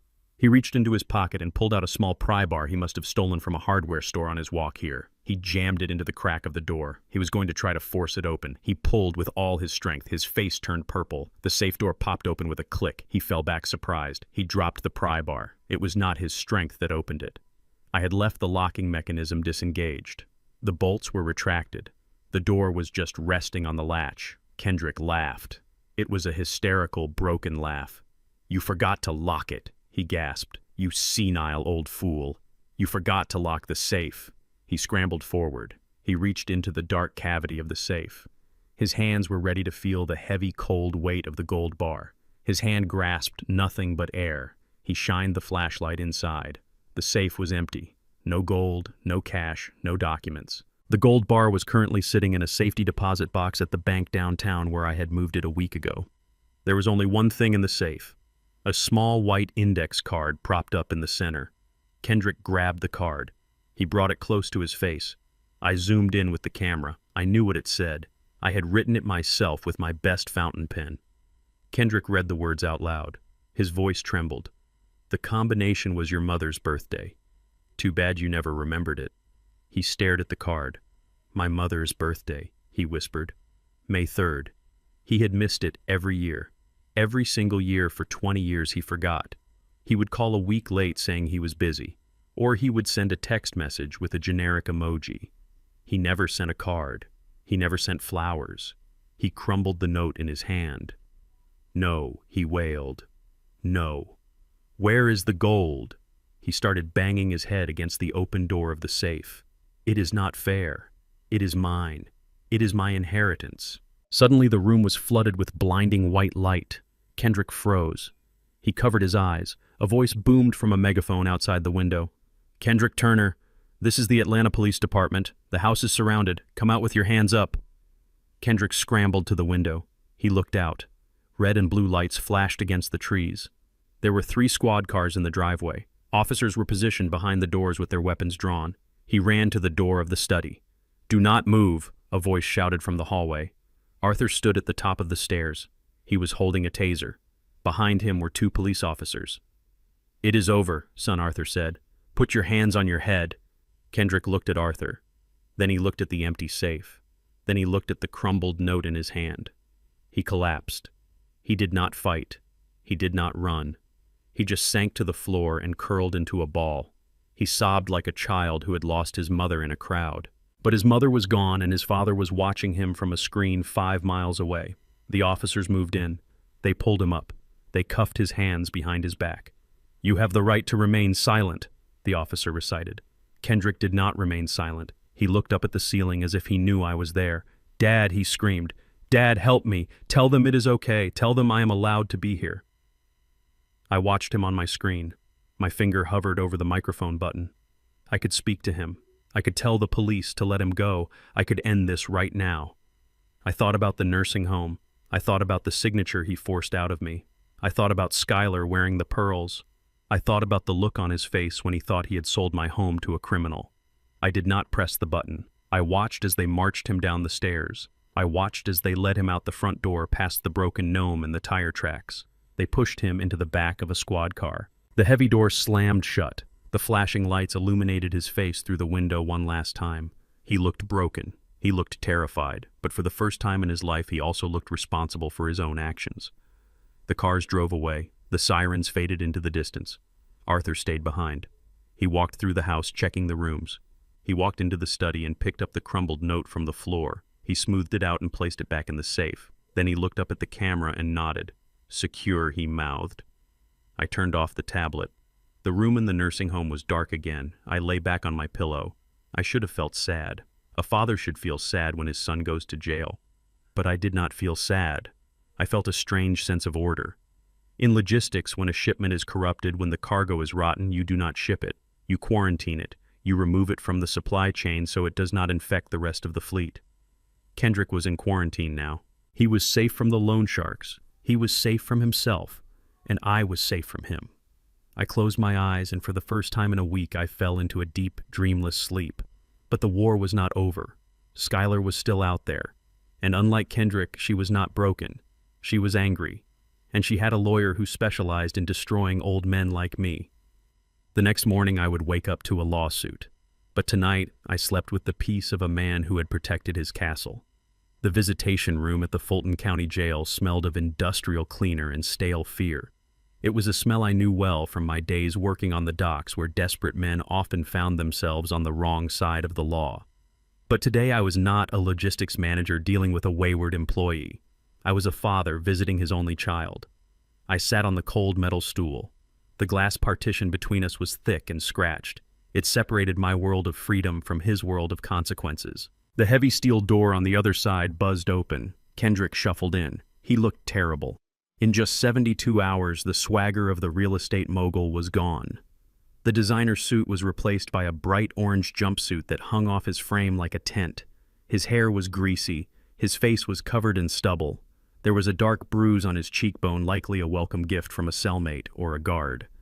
He sat down heavily. He picked up the black phone receiver. His hands were shaking so bad he almost dropped it.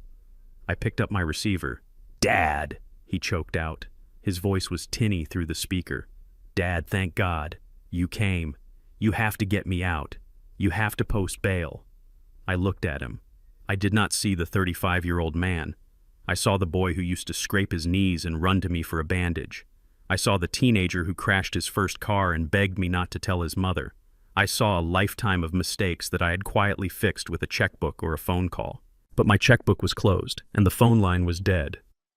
"How are you treating the other inmates, son?" I asked calmly. "I hope you are being polite." "Dad, stop," Kendrick hissed. He looked around nervously. "This place is hell. There are animals in here. I haven't slept. I haven't eaten. The lawyer said bail is set at $50,000. You have that. I know you have that. Just pay it.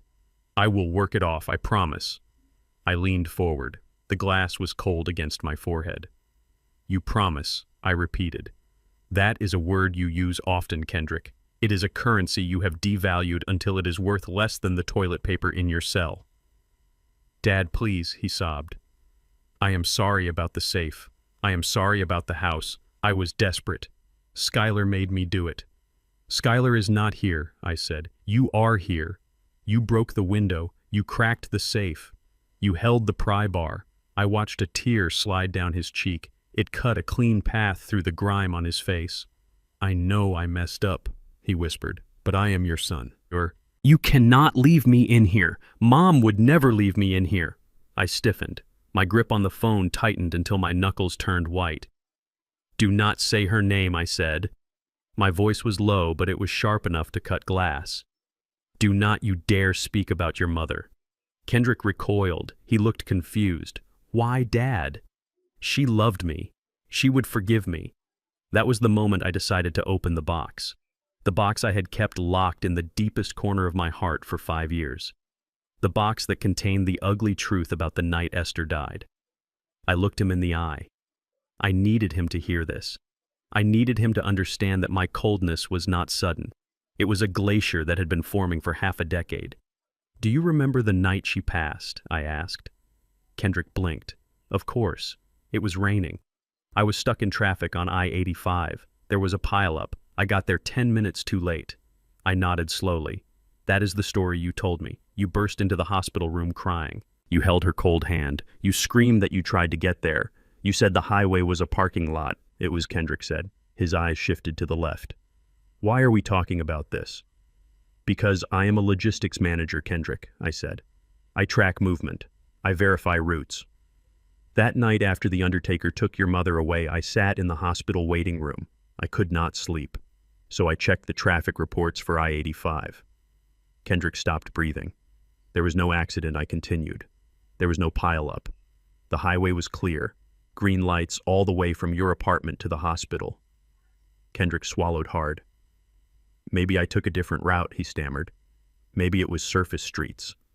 I checked those too, I said. But then I checked something else. I checked the activity on the joint credit card I gave you for emergencies. Kendrick's face turned the color of ash. At 9:30 p.m., while your mother was taking her last breaths, the card was swiped, I said. It was not swiped at a gas station. It was not swiped at a pharmacy. It was swiped at the Diamond Club Casino. Silence. Absolute heavy silence. You were not stuck in traffic, I whispered. You were at a blackjack table. You were doubling down on a pair of tens while your mother was calling out your name. Kendrick looked down at the metal counter. He could not look at me. I was winning, he whispered. It was so faint I almost missed it. I was up 2,000. I thought if I played one more hand I could pay for her treatment. I wanted to help. You wanted to gamble, I corrected him. And when you lost, you looked at your watch and realized she was probably gone. So you drove to the hospital and you performed the greatest acting role of your life. You cried, you wailed, and I stood there and hugged you. I took a deep breath. The anger in my chest was hot, but my voice remained cold. I knew Kendrick. I knew right then, but I did not say anything. We had just lost her. I did not want to lose you too, so I swallowed the lie. I let it poison me for 5 years. I waited for you to change. I waited for you to become the man she thought you were. I leaned back. But you never changed. You just found a new woman to enable you. And now you are here. Kendrick was crying openly now, ugly sobbing. I am sorry, Dad. I am so sorry. I was sick. I have a problem. Yes, you do, I said. And problems have consequences. I stood up. My knees popped. I felt old. But I also felt light. The secret was out. The burden was gone.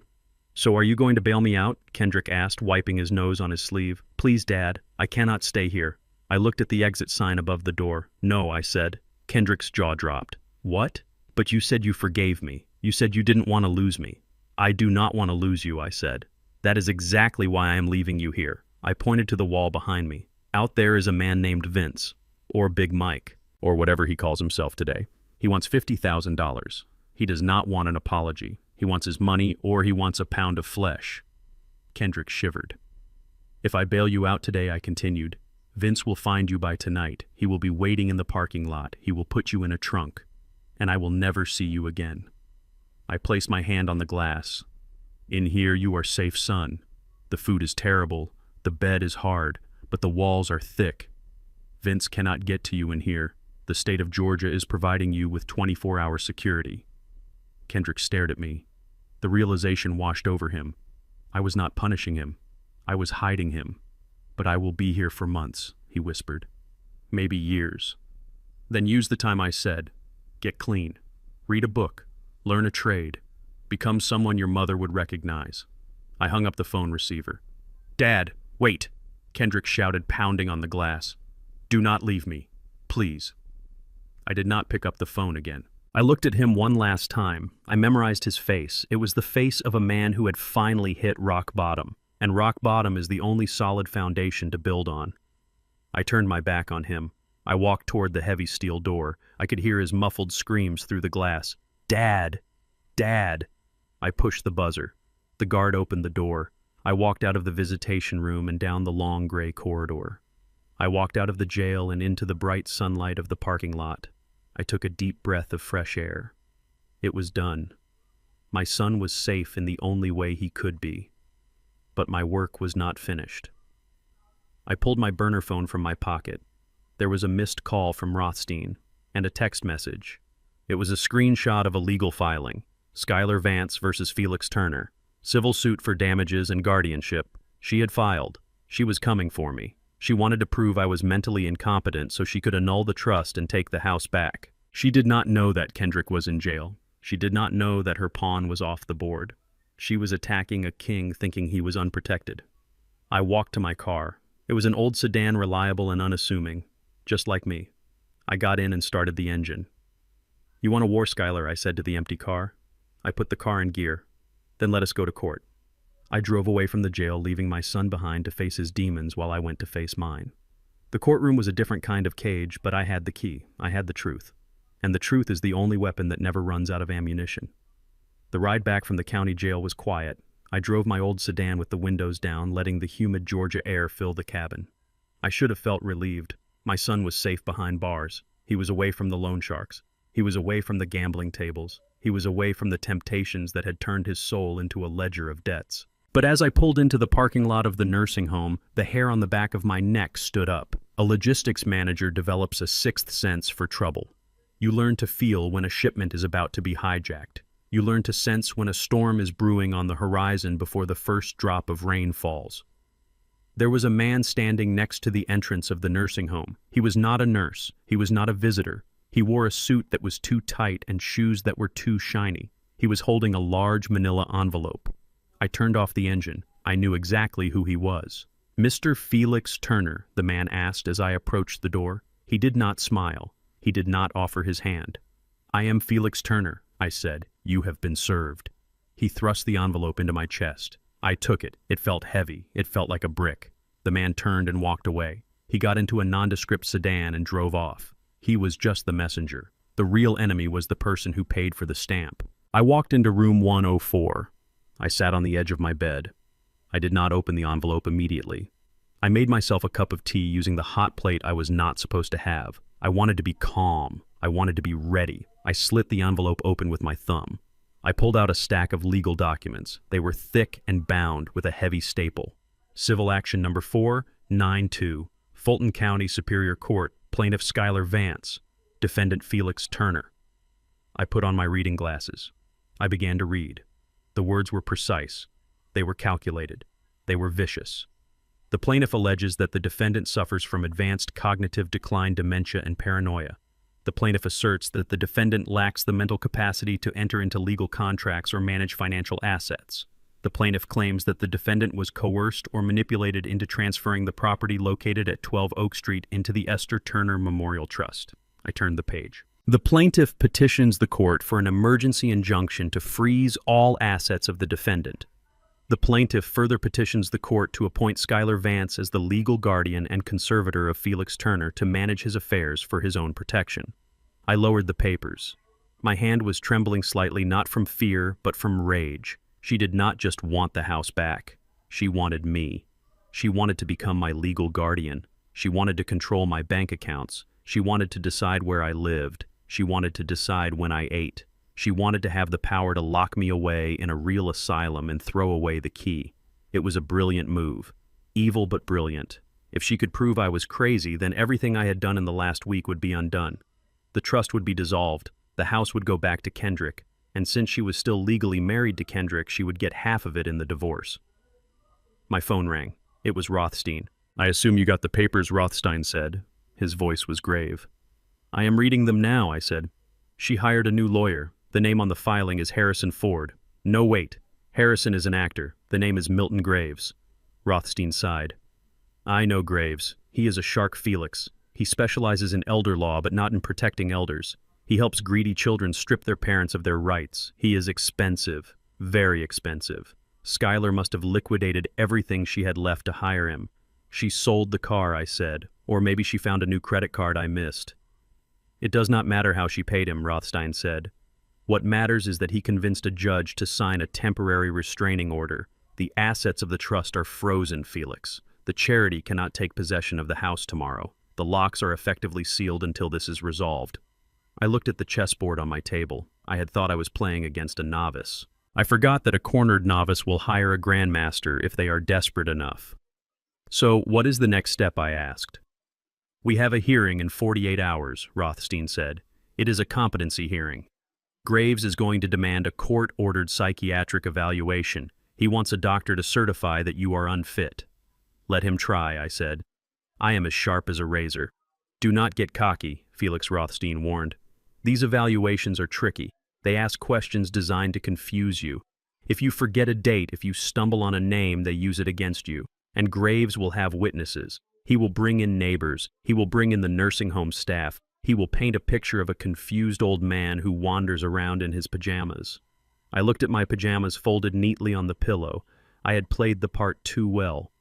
I had spent a month acting like a senile fool to trick my son. Now that performance was being used as evidence against me. "I will be ready," I said. I hung up the phone.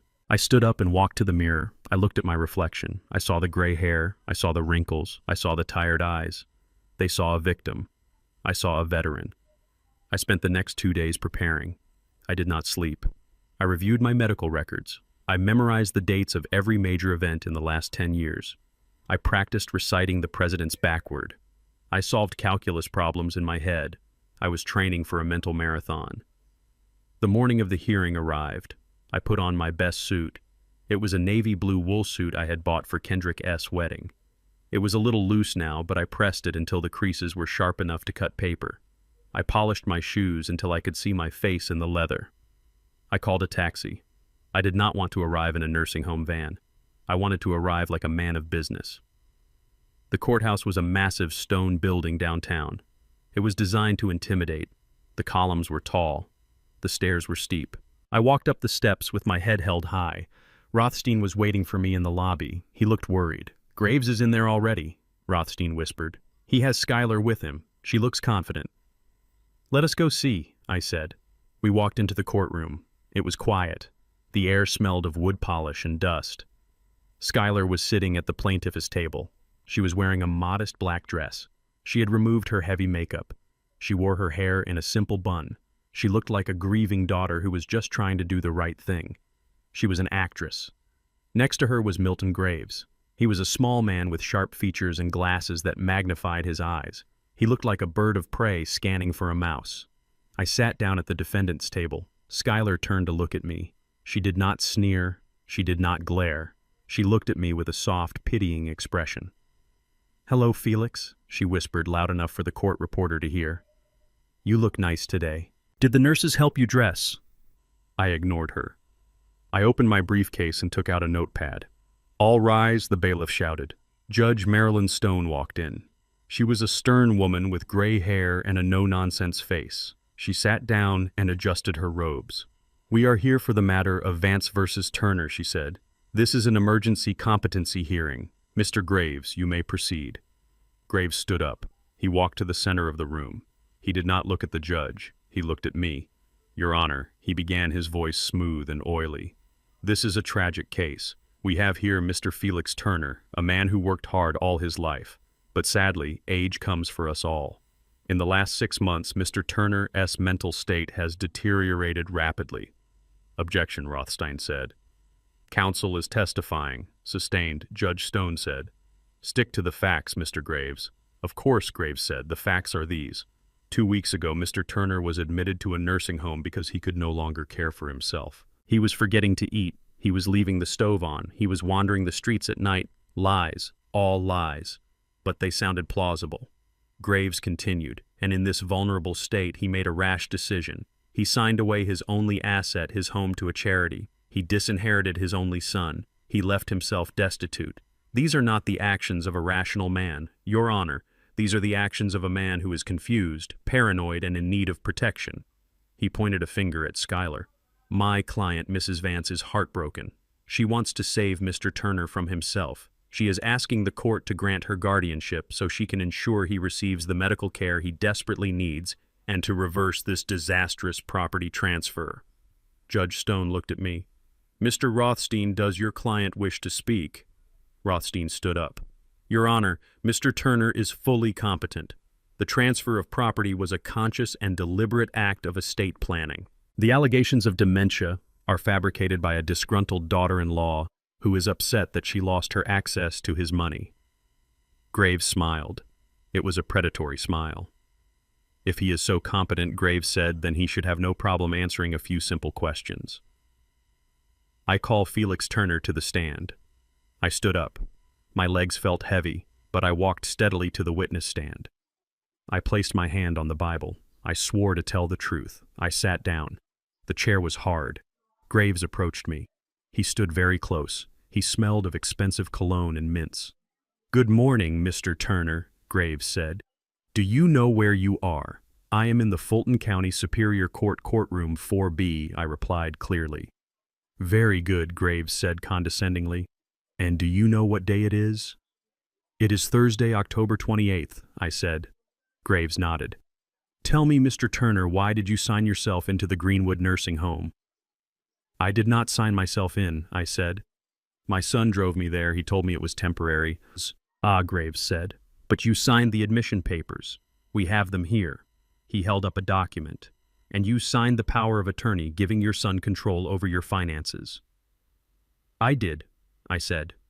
Why would you give control of your money to a man you now claim is irresponsible? Graves asked. If you were sound of mind, why would you hand over your life savings to a gambler? It was a trap. If I said I trusted Kendrick, I looked foolish. If I said I did it to trick him, I sounded paranoid. I paused.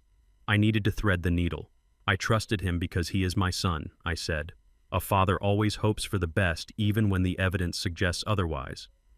A noble sentiment, Graves said. Or perhaps you just forgot. Perhaps you forgot that he had a gambling problem, just like you forgot to turn off the stove, just like you forgot where you put your keys. I never forgot my keys, I said. We have an affidavit here, Graves said, pulling out another paper, from a Mrs. Higgins, head nurse at Greenwood. She states that last week you accused your son of stealing your debit card, only to find it later in your own pocket. She states you were crying and confused. I felt a cold shiver. Mrs. Higgins. I had used her to document Kendrick's abuse. Now Graves was twisting that report to prove my insanity. I had acted too well. I was acting, I said. I wanted to protect myself from him. Acting Graves laughed. He turned to the judge. Your Honor, this is a common symptom of dementia. The patient invents elaborate stories to cover up their confusion. They believe they are spies or secret agents. Mr. Turner believes he is playing a game of chess. In reality, he is losing his grip on reality. He leaned in close to me again. Mr. Turner, what is your wife's name? Esther, I said. Her name was Esther. And when did she die? 5 years ago, May 3rd. Graves paused. He looked at his notes. And what did you eat for breakfast this morning? Toast and coffee, I said. And yesterday, oatmeal, I said. Oatmeal, I told. Graves smiled. Actually, Mr. Turner, according to the nursing home logs, you did not eat breakfast yesterday. You refused it. You said the food was poisoned. I blinked. I had refused the food because it was cold and rubbery. I had made a joke about it being poison. It was a figure of speech, I said. Was it, Graves asked, or was it paranoia? He turned to the judge. Your Honor, I think the pattern is clear. We have a man who signs documents he does not understand, who creates fantasies about traps and spies, who believes his food is poisoned. We ask that the court order an immediate psychological evaluation by a state-appointed doctor. Until then, we ask that the guardianship be granted to Mrs. Vance on a temporary basis. Judge Stone looked at me. She looked concerned. Mr. Turner, she said, the court takes these matters very seriously. Before I rule, I want to ask you one question myself. Yes, Your Honor, I said. Why did you give the house to a charity instead of your son? Most fathers would leave their estate to their children. I looked at Schuyler. She was watching me with hungry eyes. She was already mentally decorating my house. She was already spending my money. I looked at the judge. Your Honor, I said, I gave the house to the charity because my son does not need a house. He needs a lesson. And my wife, she always wanted to help children who had no one to protect them. I took a breath. I am not crazy. Your Honor, I am just a father who had to make the hardest decision of his life. Judge Stone nodded slowly. She picked up her gavel. I am going to order the evaluation, she said. My heart sank, but she continued. I am denying the temporary guardianship. Mr. Turner will remain in control of his own person until the doctor's report is filed. However, the assets will remain frozen. We will reconvene in 1 week. She banged the gavel. I slumped back in my chair. It was a draw. I had survived the first wave, but the siege was not over. Graves walked over to me. He packed up his briefcase. Enjoy your week, Mr. Turner, he said softly. The doctor I use is very thorough. He will find what we are looking for. Schuyler walked past me. She leaned down. You are just delaying the inevitable, Felix, she whispered. I will get that house. And when I do, I am going to put you in the basement. They walked out of the courtroom. Rothstein patted my shoulder. We bought some time, Felix. But Graves is right. The state doctors are overworked and cynical. If you miss one question, they will label you incompetent. We need a plan. I stood up. I buttoned my jacket. I have a plan, I said. What is it? Rothstein asked. I am going to study, I said. I am going to learn everything there is to know about the doctor they assigned to me. I am going to know his history, his methods, and his weaknesses. I looked at the empty doorway where Schuyler had exited. She thinks this is a medical exam, I said. It is not. It is an interrogation. And I have never failed an inspection in my life. I walked out of the courthouse. The sun was blinding. I had 1 week to prove I was sane, 1 week to save my legacy, and I knew exactly where to start. I needed to find the one person who knew Schuyler's secrets better than I did. I needed to find her ex-husband. The week of waiting was over. I sat in the witness chair in courtroom 4B. My back was straight. My hands were folded in my lap. I looked at the seal of the state of Georgia hanging on the wall above Judge Stone. Wisdom, justice, and moderation. Today, I would need all three. Milton Graves stood up from the plaintiff table. He buttoned his expensive Italian suit. He adjusted his silk tie. He looked like a man who was about to carve a turkey. He smiled at Schuyler, who was dabbing her dry eyes with a tissue. Then he turned his predatory gaze toward me. The court-appointed psychologist had filed a neutral report. He said I showed signs of age, but was generally responsive. That was not enough for Graves. He needed to break me on the stand. He needed to make me stutter. He needed to make me cry. He needed to prove to the judge that the man sitting in the chair was a husk of a human being incapable of managing a checking account, let alone $1 million estate. Mr. Turner Graves began. His voice was loud. It echoed off the mahogany walls. Let us revisit your testimony from last week. You claim you are perfectly sane. You claim you gave your house to charity out of the goodness of your heart. I did, I replied. My voice was steady. Graves walked closer. He leaned his arm on the railing of the witness box. He invaded my personal space. It was a tactic designed to intimidate. Let us test that memory you are so proud of. What is the date today? It is November 4th, I said. And who is the Vice President of the United States? I answered him correctly. Graves yawned. He made a show of looking bored. Trivia, Graves said. Anyone can memorize trivia. Let us talk about your daily life. Mr. Turner, do you know how to use a smartphone? I do, I said. Really? Graves asked. Because your daughter-in-law claims you frequently get confused by the television remote. She says you once tried to change the channel with a calculator. Is that true? Schuyler had invented that story. I had never done that. But if I denied it too passionately, I would look defensive. I have never used a calculator as a remote, I said. Though modern remotes do have too many buttons. Graves laughed. He looked at the gallery. Too many buttons. Indeed. It is a confusing world for the elderly, isn't it, Mr. Turner? Technology moves so fast. Money moves so fast. Speaking of money, do you know what a trust is? I stiffened. Here it comes. I believe I do, I said. Define it for me, Graves commanded. In your own words. Explain to this court what an irrevocable trust is. And please take your time. We know legal concepts can be difficult to grasp. He was baiting me. He wanted me to stumble. He wanted me to say something simple like, it is a place to put money. Then he would tear me apart with legal jargon proving I did not understand the consequences of my actions. I took a sip of water. I looked at Schuyler. She was smirking. She thought I was going to fail. She thought the old logistics manager only knew about trucks and crates. She forgot that logistics is 90% contracts. I looked at the judge. Your Honor, I said. May I answer the question fully? Please do, Mr. Turner, Judge Stone said.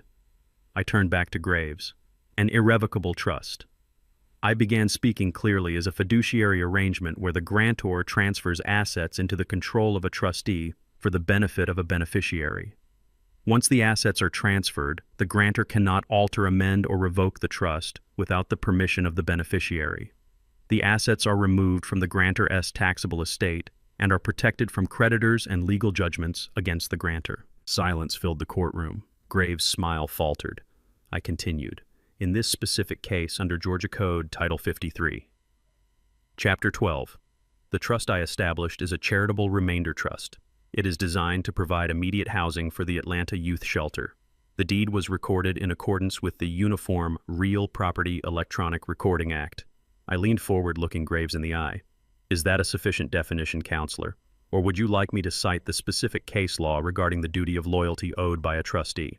Graves took a step back. He looked like he had been slapped. He looked at his notes. He looked at Schuyler. Schuyler's mouth was slightly open. Well, Graves stammered.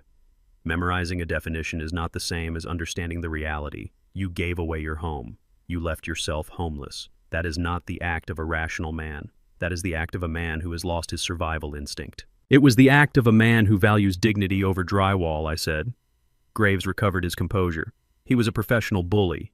He knew how to pivot. Dignity, he scoffed. Let us talk about dignity. You claim Mrs. Vance mistreated you. You claim she starved you. You claim she abused you. But we have no evidence of this. We only have the word of a man who admits to hiding cameras in his own walls. That sounds like paranoia, Mr. Turner. That sounds like a delusion of persecution. He walked back to his table and picked up a piece of paper. I have here a sworn statement from your neighbors. They say Schuyler Vance was a devoted daughter-in-law. They say she drove you to appointments. They say she cooked for you. They say you are ungrateful. He waved the paper in the air. Who do we believe, Mr. Turner? The loving woman sitting right there, or the confused old man who thinks his family is out to get him? You have no proof. You have no witnesses. All you have is a story. And stories are just symptoms of your disease. My heart hammered against my ribs. He was right about one thing. It was my word against hers. And she was young and beautiful and crying. I was old and stubborn. In a he said, she said battle, the old man usually loses. But I did not just have a story. I had data. I reached into the inner pocket of my suit jacket. Mr. Graves, I said, in the shipping industry we have a saying, if it is not written down, it did not happen. I pulled out a small black notebook. It was tattered. The cover was worn. It was the notebook I had carried in my shirt pocket every day for the last 5 years. What is that? Graves asked warily. This is my logbook, I said. I have kept a daily log of every shipment I ever managed since 1980. When I retired, I continued the habit. I logged the weather. I logged my blood pressure. And for the last 5 years, I logged every interaction I had with my son and his wife. I opened the book. The pages were filled with my neat, cramped handwriting. Judge Stone leaned forward. What is in the book, Mr. Turner? She asked. I put on my reading glasses. May I read a few entries, Your Honor? Proceed, the judge said. I flipped to a page near the middle. Entry date August 12, 2021, I read. Temperature 88 degrees. Humidity 70%. Lunchtime. Schuyler made grilled salmon for herself and Kendrick. She gave me a slice of white bread and a glass of water. When I asked for fish, she told me that salmon is for people who contribute to the household income. She laughed. Kendrick said nothing. I heard a gasp from the gallery. I looked at Schuyler. She was pale. She gripped the edge of the table. I flipped another page. Entry date December 25, 2022. Christmas Day. Temperature 40 degrees. The family opened presents in the living room. Schuyler received a diamond bracelet. Kendrick received a new watch. They gave me a pair of socks. They are 2 sizes too small. Schuyler told me not to complain because I would be dead soon anyway. She said it was a waste of money to buy gifts for a ghost. Liar, Schuyler screamed. She stood up. Her chair fell over with a crash. He is lying. I never said that. He is writing those things now. He is making it up. Sit down, Mrs. Vance, Judge Stone barked. Her gavel banged against the sound block. I did not stop. I turned to a page from just last month. Entry date October 1st, 2023. I fell in the hallway. My hip was bruised. I could not get up. Schuyler stepped over me to get her purse. She told me to stop being dramatic. She left me on the floor for 3 hours until the mailman saw me through the window and called for help. Schuyler told the paramedics I had just fallen. I closed the book. The sound was soft, but in the silent courtroom it sounded like a gunshot. I looked at Graves. He was speechless. He knew that a contemporaneous log kept over years was powerful evidence. It showed a pattern. It showed consistency. It showed a mind that was not confused, but painfully, acutely aware. Mr. Graves, I said quietly, a man with dementia does not record the humidity. A man with dementia does not document the time of day. A man with dementia forgets. I wish I could forget. But I remember every single moment of the last 5 years. I remember every insult. I remember every meal I missed. I remember every time she looked at me like I was a piece of trash she wanted to sweep away. I held up the notebook. This is not paranoia, counselor. This is the manifest of my suffering. Graves looked at the judge. He looked defeated. Your Honor, he said weakly, We object to the introduction of this diary. We have had no chance to authenticate the handwriting. Judge Stone stared at Graves. Her eyes were cold. Overruled, she said. She looked at Skylar. Skylar was shaking. She was not crying anymore. She was glaring at me with pure, unadulterated hate. The mask had slipped. The grieving daughter was gone. The monster was visible. Judge Stone turned to me. "Mr. Turner," she said, "your testimony regarding the definition of a trust was impressive. Your logbook is heartbreaking, but I do not need either of them to make my ruling." She took off her glasses. "I have watched you in this courtroom for 2 hours. I have watched you listen. I have watched you speak. You are articulate, you are observant, and you are more organized than half the lawyers who come before this bench." She looked at Graves. "Mr. Graves, your petition alleges that Mr. Turner lacks the capacity to manage his affairs. After hearing his testimony, I would argue that he manages his affairs with a level of precision that frankly intimidates me." She picked up her pen. "The petition for guardianship is denied with prejudice. That means you cannot file it again. The temporary restraining order on the assets is lifted immediately. The Esther Turner Memorial Trust is valid. The transfer of the property is valid." She looked at Skylar. "And Mrs. Vance, I am going to forward the transcript of this hearing to the District Attorney's office. Leaving an elderly man on the floor for 3 hours is not just unkind. It is criminal neglect. You should be very careful from now on." She banged the gavel. "Case dismissed." The courtroom erupted in murmurs. Rothstein grabbed my hand and shook it vigorously. "You did it, Felix," he whispered. "You absolutely destroyed them. The logbook. I did not know you had the logbook. That was genius." I put the notebook back in my pocket. It felt lighter now. It was just the truth, Arthur. Just the truth. I looked across the aisle. Graves was packing his briefcase quickly, trying to escape. Skylar was standing alone. She looked small.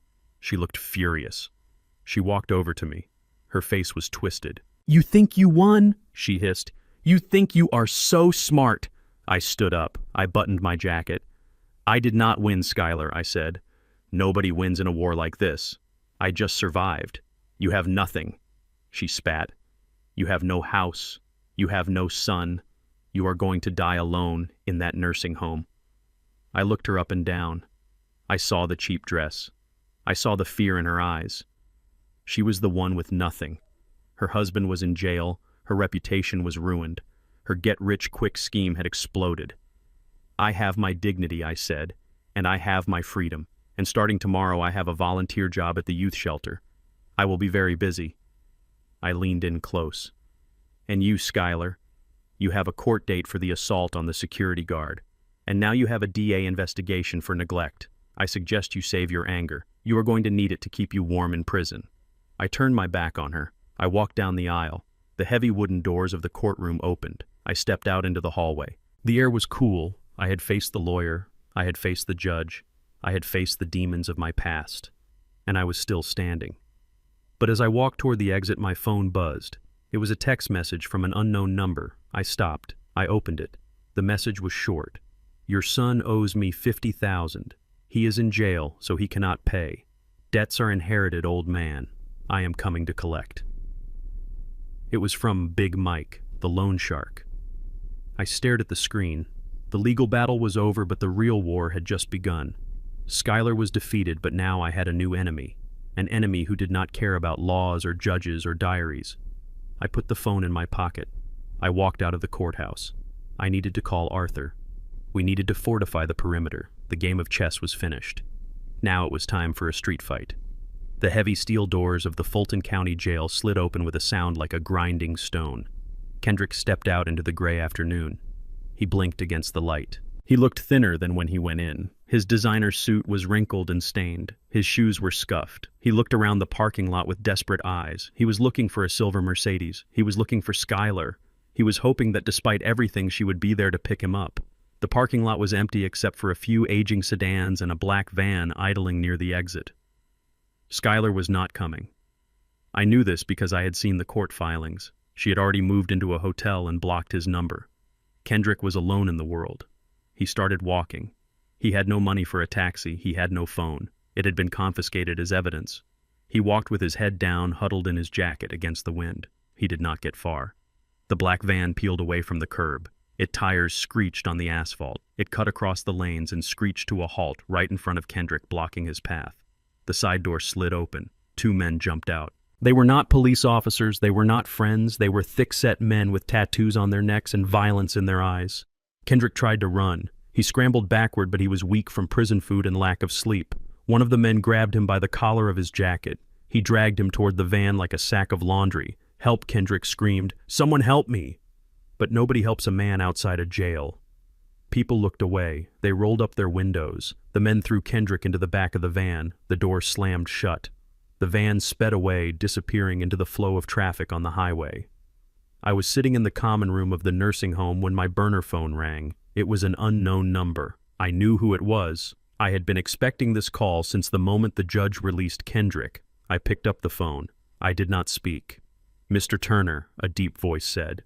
It sounded like gravel in a cement mixer. "I am listening," I said. "We have the package," the voice said. "Your boy is with us. He looks a little shaken up. He owes us $50,000 plus late fees." I took a sip of my tea. My hand was steady. "He is an adult," I said. "His debts are his own." The man laughed. It was a cold, dry sound. Normally, yes. But he says he has no money. He says his daddy has a house. He says his daddy has gold. So now his debt is your debt. "I do not negotiate with criminals," I said. "Then you can negotiate with the undertaker," the man said. "You have 2 hours, $50,000 in cash. Drop it in the trash can behind the old Texaco on Main Street. If you call the police, we will send him back to you in pieces, starting with his fingers." He hung up. I looked at the phone. Most fathers would be panicking right now. Most fathers would be running to the bank or calling relatives to borrow money. They would sell their souls to save their son. But I was not just a father. I was a logistics manager. And I knew that if you pay a hijacker once, you will pay him forever. If I gave Big Mike $50,000 today, he would want another $50,000 next week. He would bleed me dry, and then he would kill Kendrick anyway because a witness is a liability. I did not call the bank. I opened my contact list. I scrolled past the lawyers. I scrolled past the doctors. I stopped at a name I had not called in 10 years. Miller. Captain James Miller of the Atlanta Police Department. But before he was a captain, he was a corporal in my platoon in Vietnam. We had crawled through mud together. We had watched friends die together. I had carried him 3 miles with a bullet in his leg. He owed me. And Miller was a man who paid his debts. I pressed the call button. "Miller here," a voice answered. It was sharp and authoritative. "It is Felix," I said. There was a pause. Then the tone of the voice changed. It became warmer, but also alert. "Felix, it has been a long time. Is everything all right?" "I have a situation, Jim," I said. "It is a code red." Code red. That was our old military shorthand. It meant immediate danger. Enemy contact. Requesting extraction. "Talk to me," Miller said. "Big Mike," I said. "He has my son. They snatched him outside the county jail 10 minutes ago. They are demanding 50 grand. "I know, Big Mike," Miller said. "We have been trying to nail that guy for racketeering for years. He operates out of an abandoned textile warehouse in the industrial district. Do you have a location?" "I do not," I said. "But I have his phone number. He just called me." "Give it to me," Miller ordered. I read him the number. "I am tracing it now," Miller said. "I hear keyboards clacking in the background." "Got it. The signal is pinging from a cell tower near the rail yards. That confirms the warehouse location." "What do you want to do?" Felix Miller asked. "Do you want to pay him?" "We can mark the bills. No money," I said firmly. "Money buys time, but it does not buy respect. I want my son back, and I want Big Mike to know he touched the wrong family." Miller chuckled. It was a grim sound. "I hear you loud and clear, Sergeant. I have a SWAT team geared up for a drug raid tonight. I think I will redirect them." "How long?" I asked. "Give us 20 minutes, Miller said. "Sit tight, Felix. We will bring him home." I hung up the phone. I stood up and walked to the closet. I took out my old Army field jacket. I put it on. It smelled of mothballs, but it fit perfectly. I walked out of the nursing home. I did not ask for permission. I hailed a taxi. "Take me to the industrial district," I told the driver. The driver looked at me in the rear-view mirror. That is a rough neighborhood, Pops. You sure? Just drive, I said. 20 minutes later, the taxi stopped at the edge of the police cordon. Blue lights flashed against the brick walls of the old warehouses. There were armored vehicles. There were men in black tactical gear holding rifles. I paid the driver and stepped out. A young officer stepped forward to stop me. Sir, this is a restricted area. You need to step back. I ignored him. I looked toward the command truck. A tall man with silver hair and a Captain S uniform was stepping out. Miller. He saw me. He waved the officer away. Let him through, Miller said. I walked up to him. We did not hug. We shook hands. His grip was strong. You look good, Felix, Miller said. You look tired, Jim, I replied. The warehouse is secure, Miller said, pointing to the building. We hit them hard. Flashbangs, tear gas. They didn't know what hit them. We have Big Mike and 3 of his associates in cuffs. And Kendrick, I asked. He is inside, Miller said. He is unharmed physically, but he is a mess. I walked toward the warehouse. The air smelled of smoke and pepper spray. I walked through the large metal doors. Inside, officers were cataloging evidence: guns, cash, drugs. Big Mike was sitting on the floor, his hands cuffed behind his back. He looked up at me. His eyes were red from the gas. He looked confused. He expected a terrified old man with a bag of cash. Instead, he got a raid. I stopped in front of him. I told you I do not negotiate, I said. Big Mike spat on the floor. You are crazy, old man. I am not crazy, I said. I am efficient. I walked past him to the back of the room. Kendrick was sitting on a crate. He was wrapped in a shock blanket. He was shivering violently. His eyes were wide and vacant. He saw me approaching. He stood up. The blanket fell from his shoulders. Dad, he cried. Dad, you came. He ran toward me. He wanted to hug me. He wanted to bury his face in my chest and be told that everything was okay. I held up my hand. Stop. Kendrick froze. Dad, he stammered. They had guns. They were going to kill me. I know, I said. You paid them, he asked. You paid the $50,000. I stepped closer to him. I looked him up and down. I did not pay them a single cent, I said. Kendrick looked around at the SWAT team, at the armored trucks, at the captain of the police standing next to me. Then how he whispered. I pointed at Captain Miller. I served my country, Kendrick, I said. I built relationships based on honor and loyalty. When I call for help, men come because they respect me, not because I buy them. Kendrick looked at Miller. Miller nodded at him. Your father is a good man, son, Miller said. You should try to be more like him. Kendrick looked back at me. Shame washed over his face. He realized the magnitude of what had happened. I had not saved him with the inheritance he tried to steal. I had saved him with the character he had ignored. Money is not power, Kendrick, I said softly. Character is power. Friends are power. You have spent your whole life chasing the wrong currency. Kendrick sank back down onto the crate. He put his head in his hands. What happens now? He asked. Now you go to the station to give a statement, I said. You are a witness. Big Mike is going away for a long time, and you are going to be safe. I turned to Miller. Take him in, Jim. Keep him in protective custody until the trial. Will do, Miller said. Do you want to ride home, Felix? No, I said. I will take a cab. I have a volunteer shift at the shelter tomorrow. I looked at Kendrick one last time. Goodbye, son, I said. I walked out of the warehouse. The night air was cool. The sirens were fading. I had saved his life, but I could not save his soul. That was a journey he had to make on his own. I got into a taxi. Where to? The driver asked. Home, I said. And for the first time in a long time, I knew exactly where that was. It was not a building. It was a state of mind. And I was finally at peace. The morning sun hit the windows of my old house, but it brought no warmth. The house was quiet. It was the kind of silence that hangs over a battlefield after the shooting stops. Kendrick was sleeping in the guest room. He had been there for 2 days since I brought him home from the police station. He barely spoke. He barely ate. He just sat by the window watching the street, terrified that Big Mike or his ghost would come back. I sat at the kitchen table, nursing a cup of black coffee. My phone sat on the placemat in front of me. It was vibrating. Skylar Vance. I let it ring 3 times. I wanted her to sweat. I knew exactly why she was calling. The grapevine in Atlanta is short, and Skylar had ears everywhere. She knew Kendrick was out of jail. She knew Big Mike had been raided. And most importantly, she knew that Kendrick was broke. A parasite does not stay attached to a dead host. It moves on, or it tries to extract one last meal before it leaves.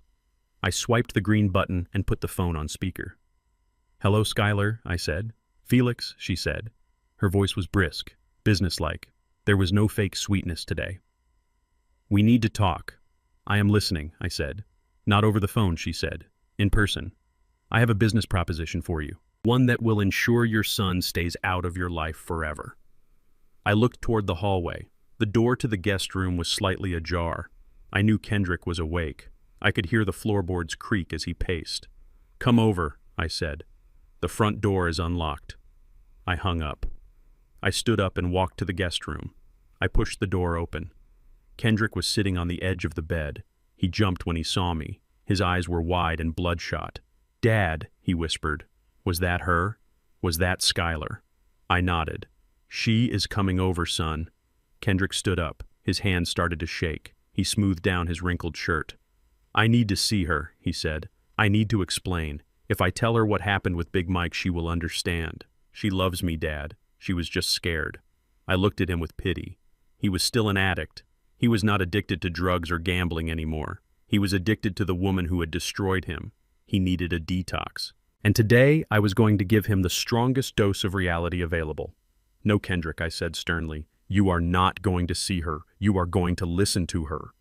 I pointed to the pantry in the kitchen. It was a small closet with a slatted door. It was invisible from the main table, but sound traveled through it perfectly. "Get in the pantry," I ordered. "Do not make a sound. Do not breathe too loud. And whatever you hear, do not come out until I tell you." But Dad, Kendrick protested. "Do it," I snapped, "unless you want to walk out that door and face the world alone again." Kendrick lowered his head. He walked into the kitchen and squeezed himself into the small pantry among the cans of soup and bags of rice. I closed the door until it was just a crack open. 10 minutes later, I heard a car door slam. Skylar did not knock. She walked right in. She looked different. The frantic woman who had screamed at the security guards was gone.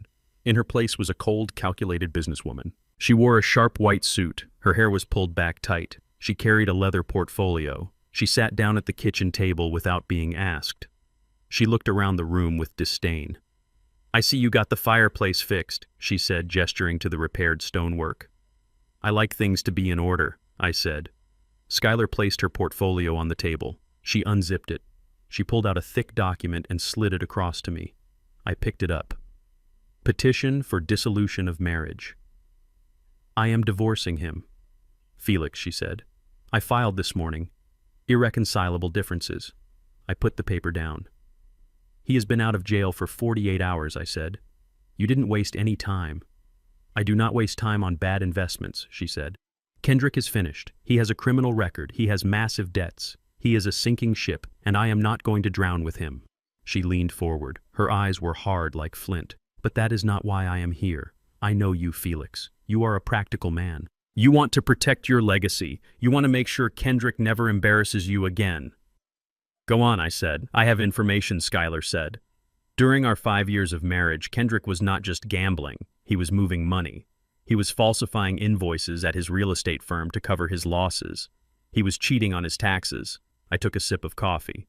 "And I suppose you have proof?" I asked. Skylar tapped the leather portfolio. "I have everything. Hard drives, bank statements, emails. I kept copies of everything, Felix. I knew one day he would crash, and I needed an insurance policy." She smiled. It was a reptile smile. "If this information goes to the IRS or the FBI, Kendrick goes to federal prison for 10 years. Minimum. No parole. No daddy to save him." I glanced at the pantry door. It was perfectly still. "What do you want, Skylar?" I asked. $20,000, she said. "Cash." I raised an eyebrow.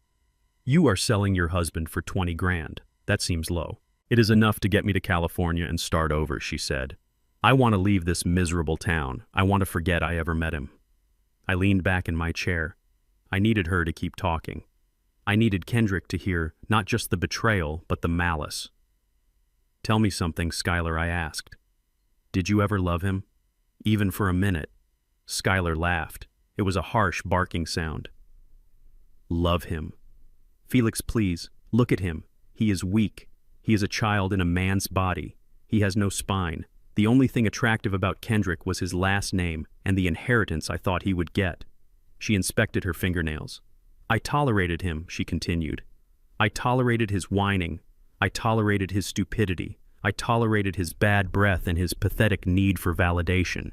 I played the role of the supportive wife because I thought there was a payoff at the end. But you, she pointed a finger at me, you ruined the payoff. You locked up the money.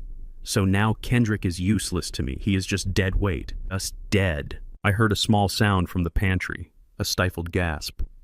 Skylar did not hear it. She was too focused on the money. So do we have a deal? She asked. 20,000. I give you the hard drives. You can destroy them, or you can use them to send him away yourself. I do not care. I just want the cash. I looked at her. She was beautiful on the outside, but inside she was rotting. She was offering to send the man she slept with for 5 years to federal prison for the price of a used car. I stood up slowly. I do not have $20,000 cash in the house, Skylar, I said. She frowned. You are lying. I know you have a safe. The safe is empty, I said, but I have something else for you. I walked to the pantry. I grabbed the handle. I pulled the door open. Kendrick fell out. He had been leaning against the door, sliding down to the floor. He was sobbing silently. His face was wet with tears. He looked like a man who had been gutted. Skylar jumped up. Her chair fell over. What the hell, she screamed. You set me up. Kendrick stood up slowly. He wiped his face. He looked at Skylar. He looked at the woman he had stolen for, the woman he had lied for, the woman he had almost died for. You tolerated me, he whispered. His voice was broken glass. Skylar's shock turned into anger. She did not apologize. She did not back down. She realized the deal was dead, so she decided to burn the bridge. Yes, she spat. I tolerated you, and it was the hardest job I ever had. Kendrick stepped toward her. I loved you, Skylar. I gave you everything. I bought you the car. I bought you the clothes. I stole from my own father for you, and look where it got you. Skylar sneered. You are a loser, Kendrick. You were a loser when I met you, and you are a loser now. You are crying in your daddy-ass kitchen because you cannot stand on your own 2 feet. She grabbed her portfolio. I am leaving. Kendrick reached out and grabbed her arm, not aggressively, just desperately. Why, he asked. Why did you do it? Skylar ripped her arm away. Because I wanted a life, Kendrick. A real life. Not this pathetic middle-class existence. I wanted gold, and you gave me brass. She looked at me. You can keep him, Felix. He is all yours. I hope you enjoy babysitting a grown man for the rest of your life. She turned and marched toward the door. Wait, I said. Skylar stopped. She looked back, hoping I had changed my mind about the money. You forgot your divorce papers, I said, pointing to the document on the table. Skylar glared at me. Keep them, she said. Consider it my final gift. Sign them, Kendrick. Or don't.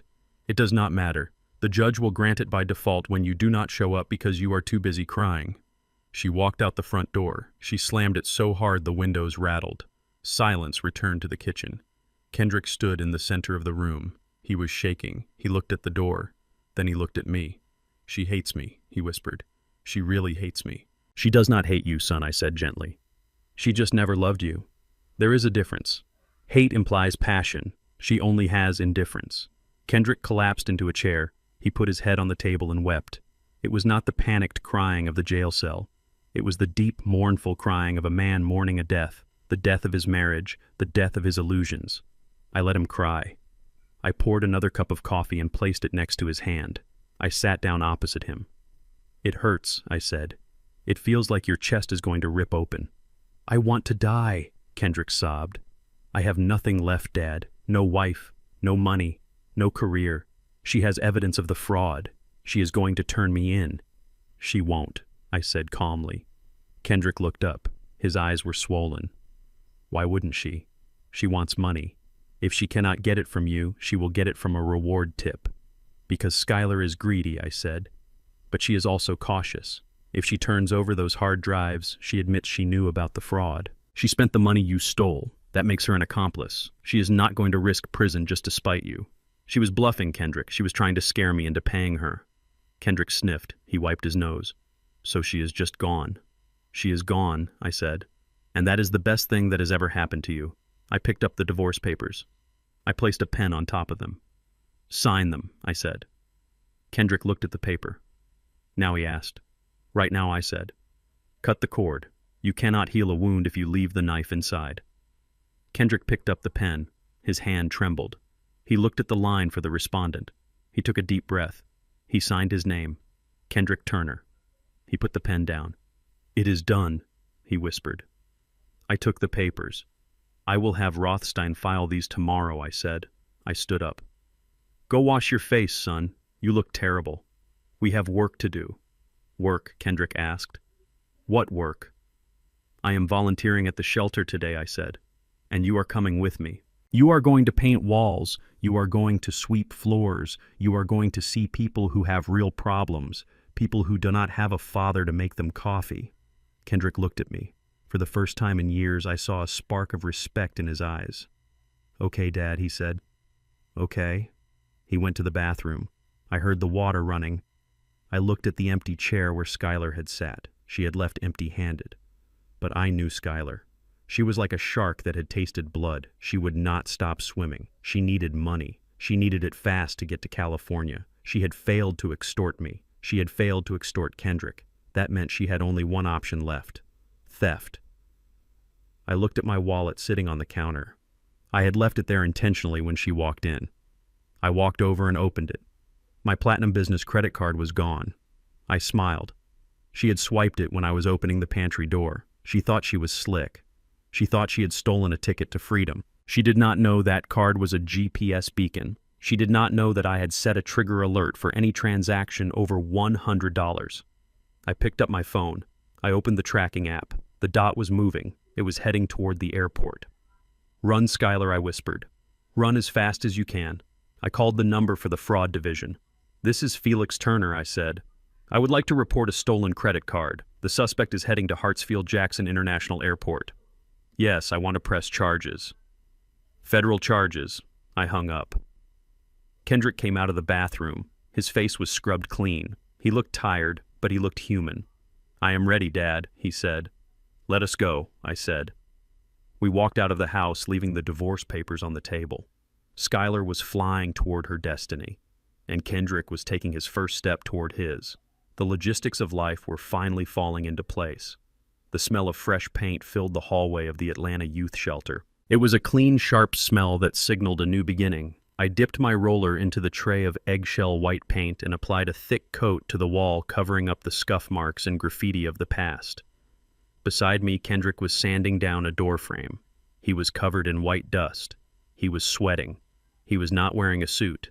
He was wearing old jeans and a t-shirt I had given him. He did not look like a real estate mogul. He looked like a man who was working for his supper, and for the first time in his life, he looked content. I paused in my work and wiped my hands on a rag. I reached into my pocket and pulled out my phone. I told Kendrick I needed to check the time. In reality, I was checking the trap. The blue dot on the map was moving. It was moving fast, 70 miles per hour heading south on Interstate 85.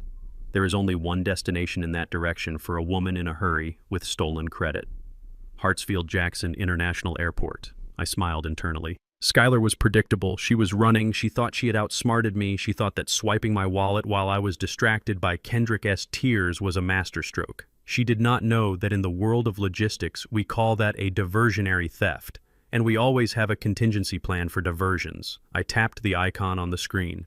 It showed the status of the American Express Platinum card ending in 4098. Status active. Location Highway 85 South. This was not a personal credit card.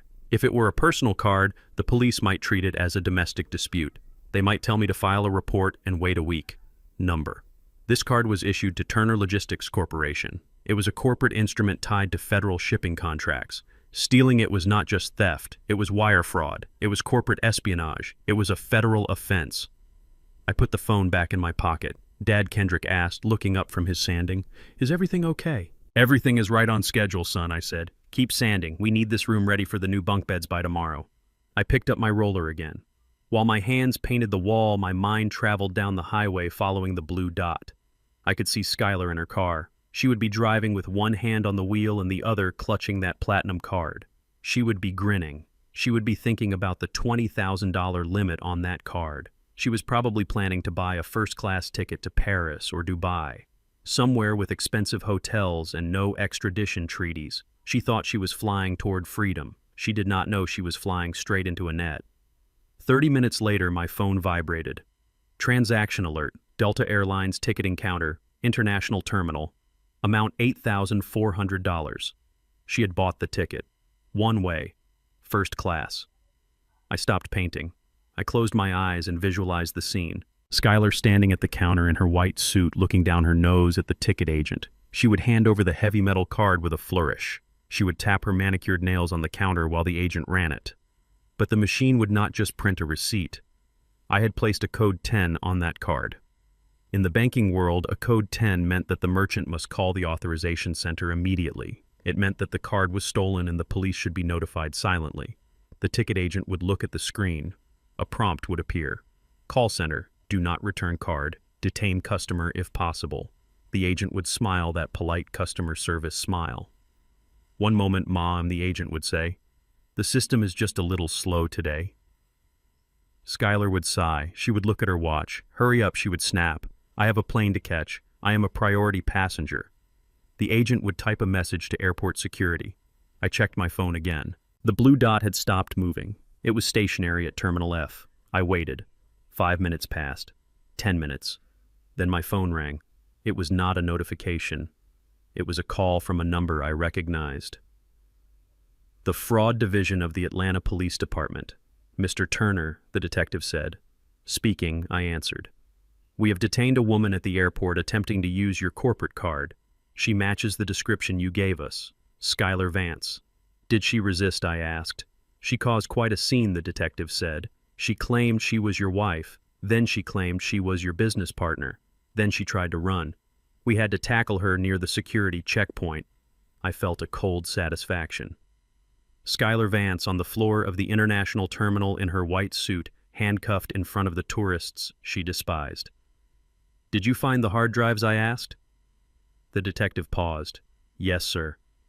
We searched her carry-on bag. We found 3 external hard drives and a stack of financial documents. She was screaming that they were her insurance policy. "Those drives contain evidence of embezzlement," I said. "They belong to my son, his former company, but she stole them to commit extortion. I suggest you hand them over to the FBI." "We will handle it, Mr. Turner," the detective said. "She is being transported to the federal holding facility right now. The charges are credit card fraud, identity theft, and flight to avoid prosecution. She's looking at a very long vacation, but not in Paris." "Thank you, detective," I said. I hung up. I stood there for a moment, letting the silence of the room wash over me. It was done. The last piece of the puzzle had been snapped into place. Skylar was gone, not just out of the house, but out of society. She had flown too close to the sun on wings made of stolen plastic. Kendrick stopped sanding. He looked at me. He saw the expression on my face. "Dad," he said, "what happened? You look different." I walked over to him. I put a hand on his shoulder. His shirt was damp with sweat. He smelled of sawdust and honest work. "Do you remember Skylar's insurance policy?" I asked. "The hard drives." Kendrick went pale. "Yes." "She is going to release them, isn't she? The IRS is coming for me." "No, son," I said. "The IRS is not coming for you, and Skylar is not releasing anything."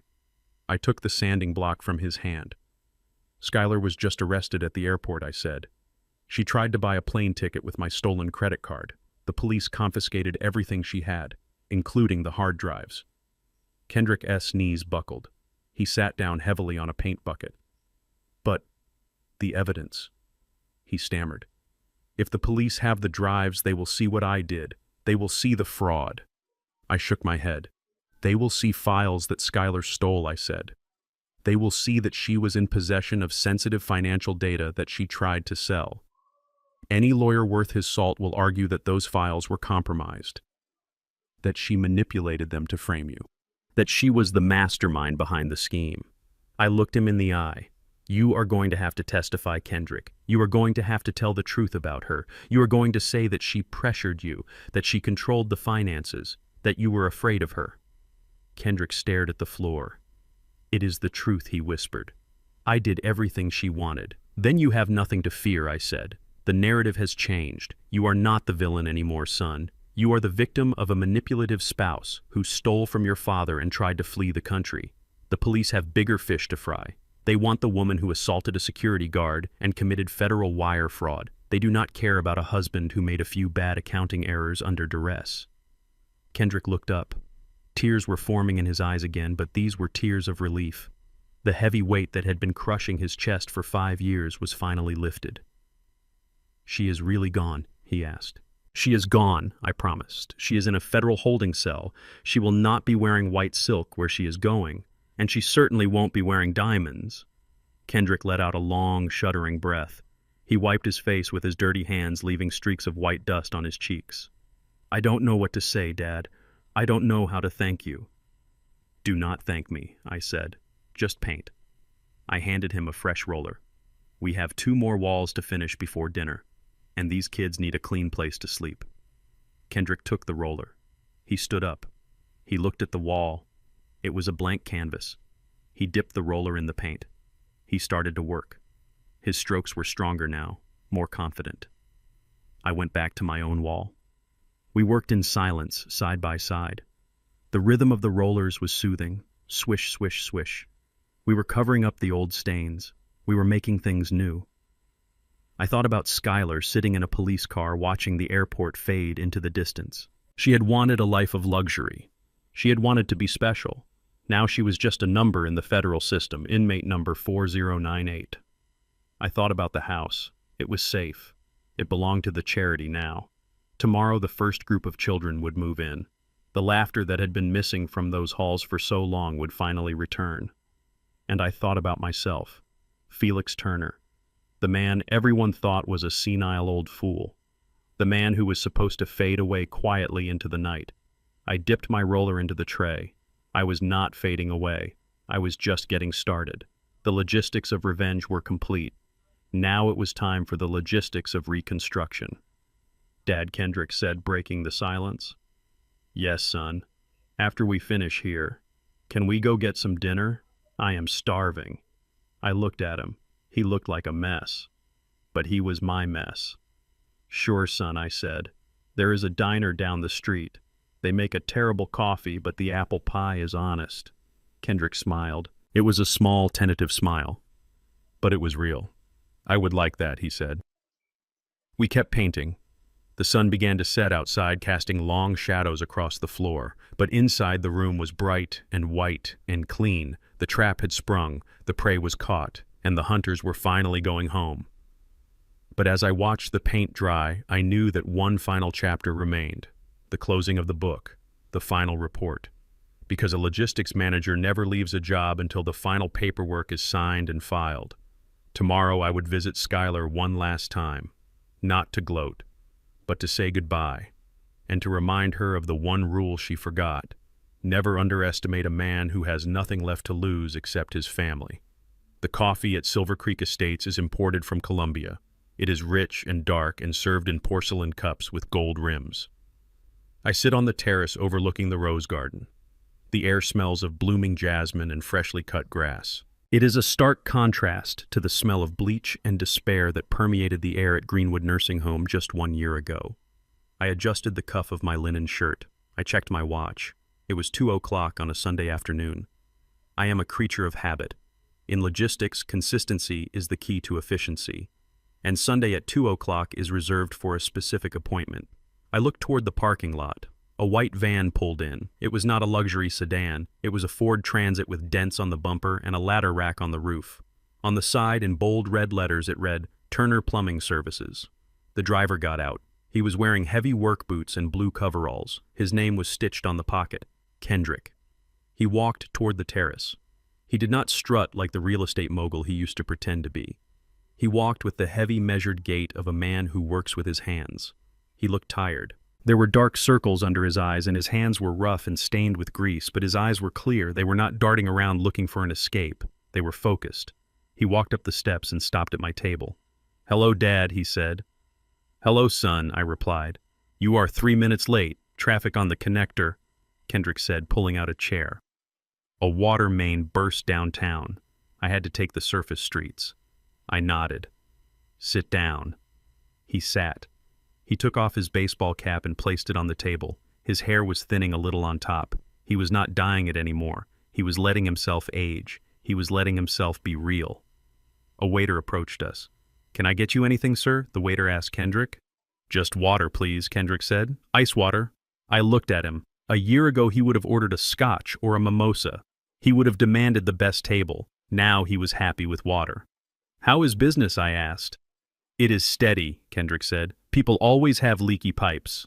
I fixed a boiler at the elementary school this morning. It was hard work, but the principal paid me on the spot." He reached into his pocket. He pulled out a worn leather wallet. It was not the alligator skin wallet he used to carry. It was simple cowhide. He opened it and took out 2 crisp $100 bills. He slid them across the table toward me.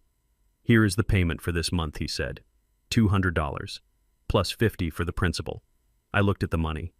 Technically, Kendrick did not owe me money. The $50,000 he owed Big Mike had been settled by the police raid and the subsequent asset forfeiture of Big Mike's criminal empire. The debts he owed to the banks were being paid through a court-ordered garnishment of his wages. But on the day I picked him up from the police station, I made him sign a contract. I loaned him $5,000 to buy tools and a used van. I charged him 4% interest. I told him that if he missed a single payment, I would repossess the van myself. He has not missed a payment yet. I picked up the bills. I checked the watermark. I held them up to the sunlight. "They look real," I said. Kendrick smiled. It was a dry, wry smile. "They are real, Dad. I earned them unclogging a septic tank in Marietta. You can smell the hard work if you get close enough." I put the money in my pocket. "Good," I said. "I will credit your account. You have 42 payments left." Kendrick nodded. He took a sip of his water. "Have you heard from her?" he asked. He did not say the name. He never said the name. I took a sip of my coffee. "I received a letter from the Bureau of Prisons yesterday," I said. "Inmate 4098 is being transferred to a medium security facility in Florida. Apparently she tried to organize a pyramid scheme among the other prisoners trading cigarettes for commissary privileges. The warden was not impressed." Kendrick looked down at his hands. He rubbed a callus on his thumb. "She never stops, does she?" he whispered. "Some people are broken in a way that cannot be fixed," I said. "They are defective cargo. You cannot repair them. You can only write them off and move on." Kendrick looked out at the rose garden. "I miss her sometimes," he admitted. "Not the yelling, not the stealing, but just having someone. It gets quiet in the apartment at night." I leaned forward. "Quiet is good, Kendrick. Quiet is where you build character. Noise is just a distraction." I reached down and pulled a wooden box from under the table. I placed it between us. I opened the lid. Chess pieces, hand-carved, ebony and ivory. "Are you ready to lose again?" I asked. Kendrick smiled. He cracked his knuckles. "I have been practicing, Dad. I joined a club at the community center. Old man Jenkins taught me the Sicilian defense." I raised an eyebrow. "The Sicilian defense is aggressive," I said. "It requires calculated risk." "I am feeling risky," Kendrick said. He set up the black pieces. I set up the white. We began to play. For the first 20 minutes we did not speak. The only sound was the click of wood on wood and the chirping of the birds. I watched his moves. A year ago, Kendrick played chess like he lived his life. He was reckless. He would sacrifice his queen for a momentary advantage. He would ignore his defense to chase a shiny opportunity. But today he was different. He was cautious. He built a solid pawn structure. He protected his king. He thought 3 moves ahead. He moved his knight to f6. "Check," he said. I looked at the board. I was trapped. If I moved my king, he would take my rook. If I blocked with my bishop, he would fork my queen. It was a brilliant move. It was a move of a logistics manager. I looked up at him. He was watching me intently. There was no arrogance in his face, just a quiet confidence. "You have improved," I said. "I had to," Kendrick said. "I learned that you cannot win if you do not value your pieces. Every pawn matters." I nodded. "That is a valuable lesson," I said. I tipped my king over. It hit the board with a soft thud. "I resign," I said. Kendrick's eyes widened. "You resign. But Dad, you never resign. You always fight to the bitter end." I looked at the fallen king. "Sometimes the smartest move is to know when the game has changed," I said. "You beat me, son, fair and square." Kendrick stared at the board. A flush of pride rose in his cheeks. It was the first time in his life he had beaten me at anything without cheating. "Good game, Dad," he said softly. I signaled the waiter. "Bring us the dessert menu," I said. "And bring my son a coffee. He looks like he needs the caffeine." We spent the next hour eating apple tart and talking about plumbing. He told me about the different types of copper piping. He told me about the challenges of tankless water heaters. I listened. I asked questions. I did not judge. I did not offer advice. I just listened to a professional talk about his trade. As the sun began to lower in the sky, Kendrick stood up. He put his cap back on. "I have to go," he said. "I have an early job tomorrow. A bakery in Decatur needs a grease trap replaced before dawn." He picked up his wallet. "Thanks for the game, Dad, and thanks for the loan." I stood up. I extended my hand. Kendrick looked at it. He wiped his hand on his coveralls first, then shook mine. His grip was firm, rough, honest. "See you next Sunday, Kendrick," I said. "Do not be late." "I won't be," he said. He turned and walked away. He walked past the fountain. He walked past the luxury cars. He got into his dented white van. I watched him drive away. The taillights faded into the distance. I sat back down. I picked up the White King and placed it back upright on the board. I looked around the terrace. The other residents were sleeping in their chairs or reading magazines. They were waiting to die. I was not waiting. I was living. I had lost a house, but I had gained a home. I had lost a fortune, but I had gained a legacy. I picked up my phone. I opened the banking app. I transferred the $200 Kendrick had given me into a savings account. It was labeled Kendrick Turner Jr. It was a fund for a grandchild I did not have yet. But maybe one day. I looked up at the sky. It was a brilliant, piercing blue. The kind of blue you only see after a terrible storm has washed the world clean. I took a deep breath. The air tasted sweet. My name is Felix Turner. I am 69 years old. I am a retired logistics manager, and I have just successfully delivered the most important shipment of my life. I picked up the Black Queen. I held it in the sunlight. "Checkmate, Skylar," I whispered. "Checkmate." I put the piece down and signaled the waiter for one more cup of coffee. Life was good, and for the first time in a long time, the ledger was balanced. In logistics, we learned that a single corrupt link can destroy the entire chain. I applied this rule to my own blood, and it was the hardest inspection I ever passed. Many parents confuse love with enabling. We think that by paying debts and hiding mistakes, we are protecting our children, but we are only delaying their collapse. True love is sometimes a locked door. True love is letting them fall so they can learn how to stand up on their own. I lost a daughter-in-law, but I regained my son, and that is a profit margin no amount of money can buy. If you enjoyed this story of justice and redemption, please hit the like button and subscribe to the channel for more stories like this. Have you ever had to use tough love to save a family member or deal with a toxic relative like Skylar? Let me know your story in the comments below. See you in the next video.